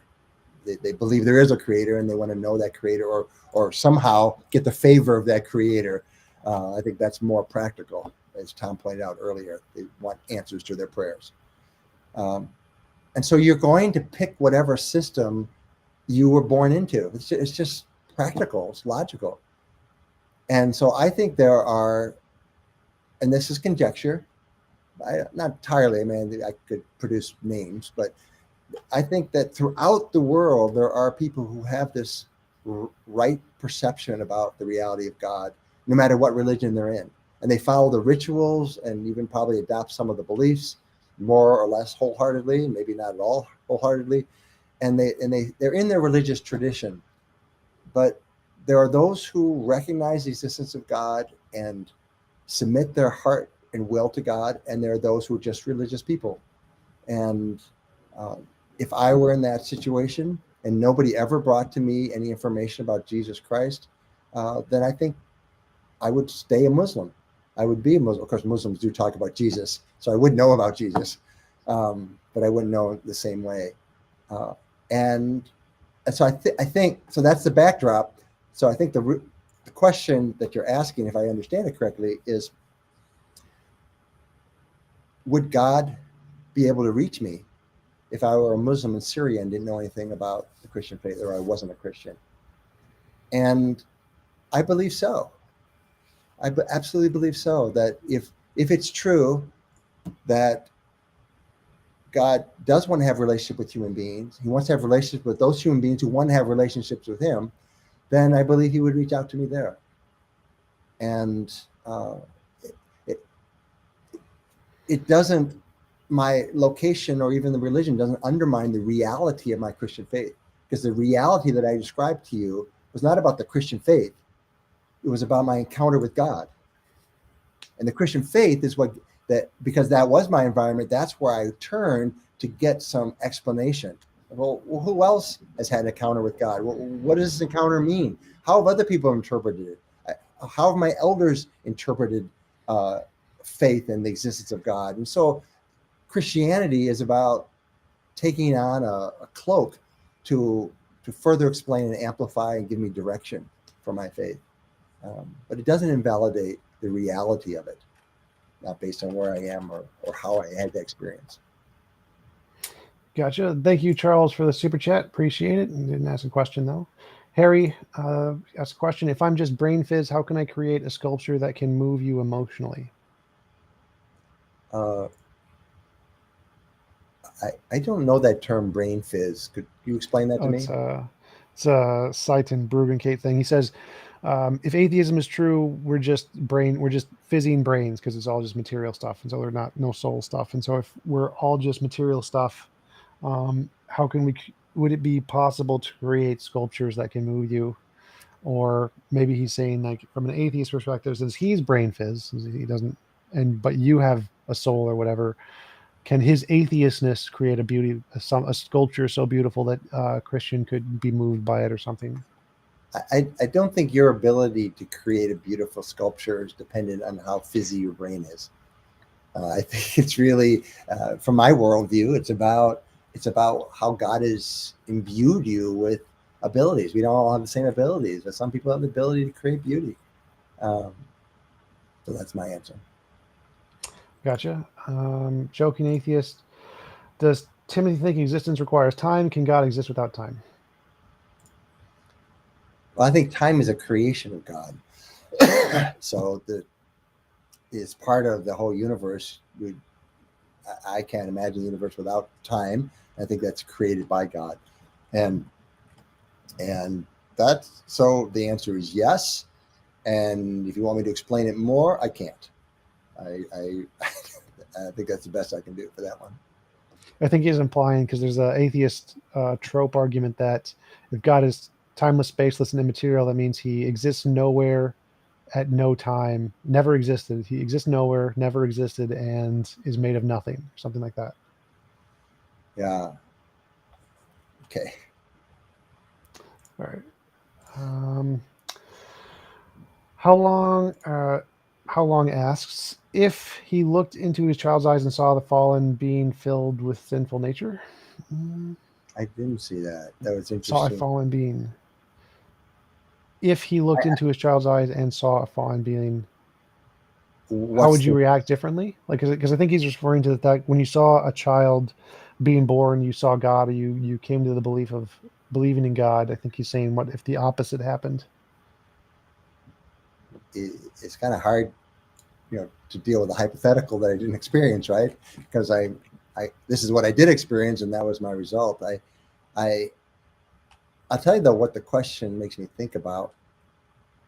Um, I, I'm guessing this is from somebody who grew up in some kind of Christian tradition, Catholic, maybe Catholic tradition, or where they emphasize the fallenness of human beings and sinful nature, um, uh, which Apostle Paul teaches, and and I think we do have some kind of we certainly have a proclivity towards what the Bible calls sin, that is doing wrong. It's not just disobeying God; it's disobeying God because it's wrong. It's doing something that's harmful to yourself or to other people, and uh, I just think that would be so sad if I looked into my child's eyes and that's what I saw. I think that would be so incredibly sad and such a warped view. Uh, and I'm a little hesitant to talk too much about this because I think that some of the people who write a question like this, or somebody else who's thinking about it, has been so uh, uh, oppressed almost by this kind of doctrine. They just feel like they're a bunch of trash, according to the religious tradition, and as a result, they either still believe that or they've broken away and say, "I reject all of that." So I thinking maybe this question is pointing to something like that. And in my experience, so I didn't have time to give you this experience where I really experienced the love and grace of God for me personally. But it was just a tremendous breakthrough for me because I'd been working so hard to try to do what was right, and I failed at even doing what I said I thought was right, and I just felt bad about myself. And the breakthrough experience I had one time was that I all of a sudden I had this realization that I thought about that experience I had with my son, and I all of a sudden for some reason I just came to believe that God could see me with all of my failures and all of my weaknesses and limitations and still accept and love me, even the way that I loved and accepted my son. I even said to my son, I said this out loud. I mean, it seems like a very strange thing to say, and I hope nobody was really listening. I said, no matter what you do in your life, I will always love you. And that was my conviction at that point, and it's been true. He's 36 years old now, and we haven't always agreed or with everything he's done or improved necessarily, and he hasn't improved everything I've done. But we love each other, and the bond is so strong, and that made me think by analogy that God could even look at me and say, yeah, I see a sinful person, but my love is greater than that. I accept this fallen person, and by my mercy and grace, I've done everything necessary to be in a loving relationship. So this person can be, and I do, meaning God views us as someone who's beloved and loved. Gotcha. Charles asked a question to go with a super chat, if I can find it. Uh-oh, did I not save it? He can put it back in if he wants. Oh, I found it. There it is. Is faith simply an answer you give when you don't have good reasons? If you have good reasons, is faith still required? Faith's simply an answer you give when you don't have good reasons. If you have good reasons, is faith still required? um, I think let's break that apart a little bit. It's a great question. I think faith. I think what I'm hesitating on is this idea about answer. Faith for me is more about trust than it is answer. I don't have answers for why God has allowed the world to be as God has. I mean, I don't have an answer for that. I can't explain all human suffering. I can't. There are a lot of things that really trouble me about the world, and I don't have answers to that. Faith is choosing to trust in God in spite of not having answers. Faith is choosing to trust in God and live with unanswered questions. It was a logical choice, as I mentioned to you in my after my mom's Alzheimer's disease. Many times since then, I realized I could either be bitter and angry at God, I could jettison my belief in God, or I could choose to trust God because based on my evidence in other ways, I did believe. And I couldn't deny my belief, and I could choose. I could Soren Kierkegaard leap to faith. So when you don't have good reasons, I would say, and I think this is what you mean, sufficient reasons. I don't have sufficient reasons to put my trust in God. Yeah, that's what faith is. And if I have good reasons, is faith required? Let's talk about that for a second, because I would think the naturalism, naturalist worldview, believes they have very good reasons to stick with the null hypothesis that God does not exist. There's no evidence for God, so I don't need him. I have good reasons. I don't need faith. And that would be one example of having reasons and not needing faith. There are other people on the Christian side who think they can prove God's existence. They think they've got good reasons. They don't need faith either, because they think it's a provable matter. I don't agree. I don't agree with that. In fact, I think that's a weaker argument than the naturalist in this one area. What is the implication? What I'm saying is, a person may think that he or she has good reasons, but I think they should really be examined. Just as Thomas tried to do, examining my reasons today, I think you also should really look, not only in your mind, but in your heart of hearts and in your experience, to say, do you really have good reasons not to have faith? So those are some of the complexities that come to my mind with that question. Gotcha. Ask him if God he thinks it is good for human flourishing if a God decided to drown most people on Earth. This actually leads to a very, very important theological idea. One that for me, another reason, intellectual reason why I value Christianity versus atheism. Not that he drowned people. Don't jump to that conclusion. That's not what I'm saying. And this is it.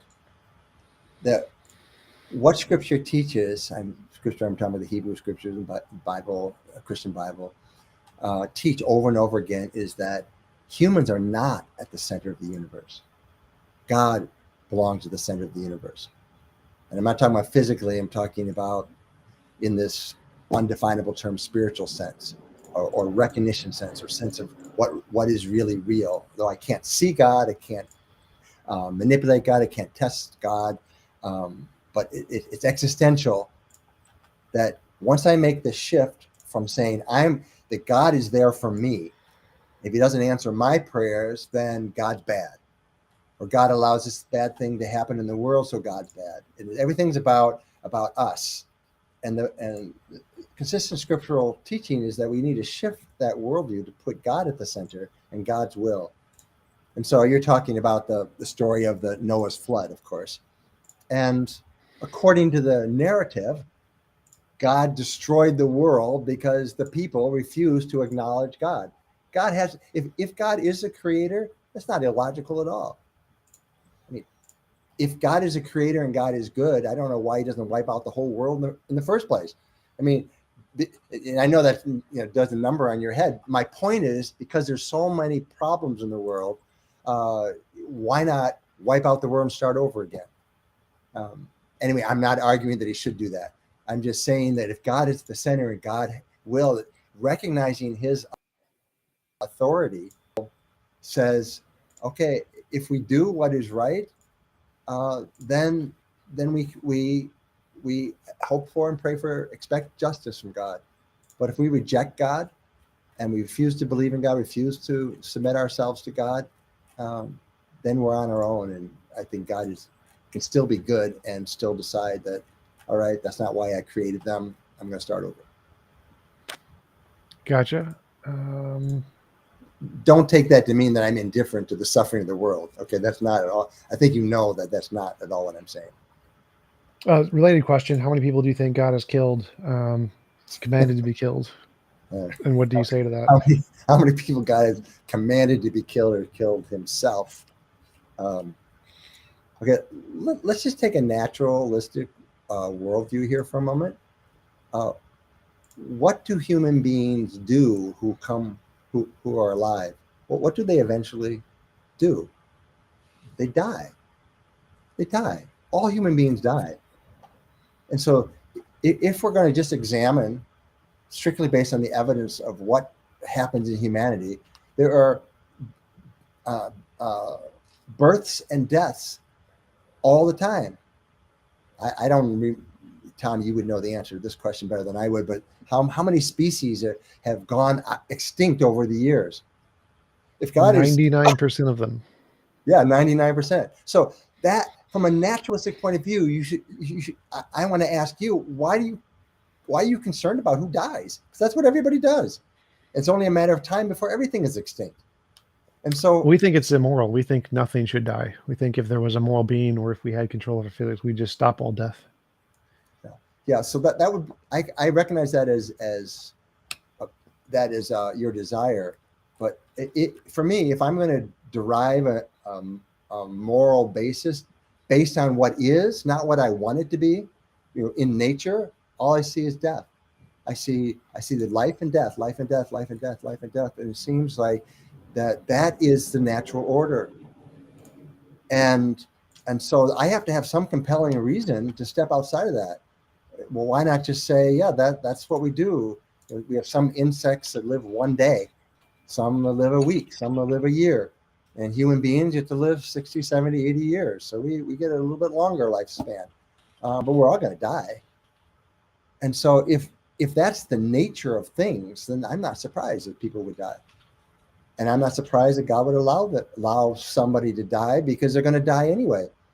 So if in the billions and billions of years, somebody dies at 22 instead of at 82, I can't even measure how small that is in the course of all of history. They're still dying. And so that's the first thing to take off the table, is our outrage that somebody would die. But I think the second thing is we need to ask, well, if God really is behind any of like premature killings, why would he do that? And I think these are I already gave you the answer about what the text says in Genesis about their rebelling against God, and God punished them for that. But there are many situations I cannot possibly answer. And that's what, as you, I'm sure, well aware of, that's called the theodicy question. It's how do we explain, is God really just? Is God really good, given all of this? And that's a fair question. But I don't have an answer for that. And so I can only assume that to me, there are two major options. Is either God has his reasons that I don't know, or that God, by design, has limited his power. And so he's allowed nature to run its course. And that includes human beings killing each other, includes species going extinct. And so when I think logically, those are the only two that I can come up with. I mean, the third option, of course, logically, is that God is really, a malevolent brute who's just out to kill people. And if you believe that, A, you're not an atheist. You do believe in God. And B, you better run for cover. Okay, you better keep your head low and try to avoid this. And that's what my students in Myanmar have to do. They have to keep their head low so they don't get killed by the junta. And that's what people in North Korea have to do. And there are all sorts of malevolent people out there. And that's the practical thing to do. But that's not a satisfactory option to me, because as I said, I've had experiences and belief that there is goodness in God. Gotcha. Trinity can't be true. Anything has anything that has a limit is dependent on something else to define its limit. If in Trinity you can't distinguish one from two, is there no limit? If there is no limit, what defined those limits? I mean, seriously, you're going to ask me to explain the Trinity? uh, uh, the Trinity is another construct. It was created by the church to try to explain the relationship between God the Father, Jesus Christ, and the Holy Spirit. Period. It's something that can't be fully explained. I mean, they tried in the 4th century, tried to put words around what this might mean, and I think they were groping in the dark a little bit, or a lot. And so for me, that I would say that, I mean, remember, I'm a New Testament person, so I spend a lot of time with these kinds of questions. And so from a modern point of view, looking back, I say that the concept of a Trinity was a way to say Jesus was not a normal person, just a normal human being. There was something more here. And the Holy Spirit is something they experienced at Pentecost. And so they have to factor that in. And so James Dunn, who's a well-known professor, he's deceased now, but a professor from, I think he was at the University of Durham in the UK. He talked about that the birth of Christianity is explained as a combination of an extension of the Jewish faith of the 1st century under Jesus' leadership, and the necessity of explaining 2 very significant phenomena. The first is the life, death, and resurrection of Jesus Christ, and the second would be the coming of the Holy Spirit. And so those, in their experience, these were facts that they had to reckon with. And so in order to do that, they created a theology that we now call the Trinity. But don't ask me to logically try to put all the pieces together. I come back and say, we come up with ideas all the time as our best attempts, our working hypotheses to explain something that we either can observe as real or perceive as real. Gotcha. Tim says, last question for me, does he think the Christian faith accurately depicts his personal experience of God? Can no other doctrine fit it as well? I'm just rereading the question. Okay, I think it's a really appropriate question, in my opinion, really appropriate. And I think we should ask that of everybody and anybody who has any worldview or anything they talk about in terms of their relationships or their experience. Is there another possible explanation? And in practice, I'm talking about not theoretically, not logically, but in practice. I mean, in other words, where I live and how I have to grapple with all of these ideas and realities in my practical life with my limited abilities. I think Christian faith best explains my personal experience. Best to me, because I know it the best. And at the same time, I have to say that I think I only could possibly understand this much. Because Tom would say nothing at all, but I would say at least this much of what's going on in my life. And these are pointers to a reality, but humility demands that I acknowledge that whatever is really true has got to be so much beyond my ability to fully comprehend. But I don't have the luxury of being in a position where I can observe this objectively. It's just as if I can figure it all out. Instead, I have to, in my own experience, I have to live my life. I have to have a family and love other people and try to make this world a better place. And so I embrace the Christian faith because for me, as I said earlier, it's the best explanation for those 8 preferences, those 8 experiences that are so meaningful and life-changing to me. And so, but at the same time, I hold this openness that it's only a matter of time before I'm going to understand something else, something better, um, or be able to see the value of other doctrines as well. But in my study, I haven't found it yet. In my study of the other religion, which I don't know as anywhere near as much about, but I've been in Southeast Asia for 15 years. I study a lot about Buddhism, and I'm not finding a good alternative. Of course, today we're talking about atheism and a naturalistic worldview. Could that be a good alternative, good explanation? And I believe it can offer ideas about natural psychological explanations for some of the things that I experience. But at this point, I'm not convinced that they are comprehensive. And I am convinced, use the word convinced. I do believe that there is something more, and that something more is worth seeking and pursuing the rest of my life. Awesome. Well, we've been going for about 2.5 hours, so long conversation. Really appreciate you coming on. It was a great conversation. Do you want to give any links or references where people can find out more about your work? They can certainly go to fhlglobal.org. fhlglobal.org. That's my ministry website, but there are resources there in English and some in other languages as well. My books are listed there. The book that's probably most connected to our topic for today is one that I published 2 years ago called What We Can Expect from God Now, 7 Spiritual Truths of Trusting God in Troubled Times.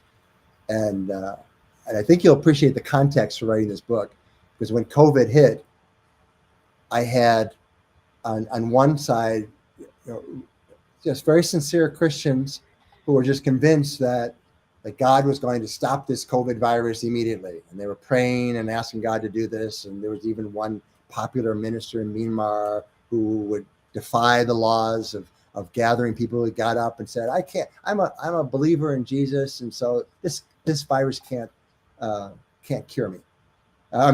This virus can't infect me. Well, naturally, he got infected and went to the hospital. And so so there was part of me that said, wait, how can we address these false expectations that God's going to do something special here that he hasn't done in the Black Plague and many other things? And on the other extreme, I have my other friends who are more atheists saying, what are you talking about? God's not going to do anything. That's just make believe. If you spend one moment thinking that God might do something, you're crazy. You're wasting your time. And so I thought, okay, I've got these two extremes on both sides of me. And so what I did was I decided to look into scripture. It wasn't brand new, but I took something I'd written earlier and amplified it. And it was my way of coming up with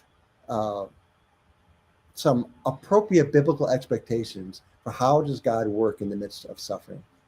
And from a Christian point of view, what should we expect? What should be our attitude? What couldn't we hope for? And how does God work when he doesn't work when these two extremes are not good explanations or adequate for giving us guidance going forward? So that's that one book that I think that, and that you can get that on Amazon as well as find on my website.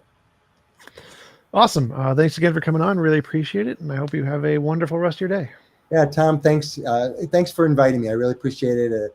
And I really appreciate your questions and all the questions from all the listeners. It was very meaningful to me. So take care. Absolutely. Thanks again. And I'll talk to you later.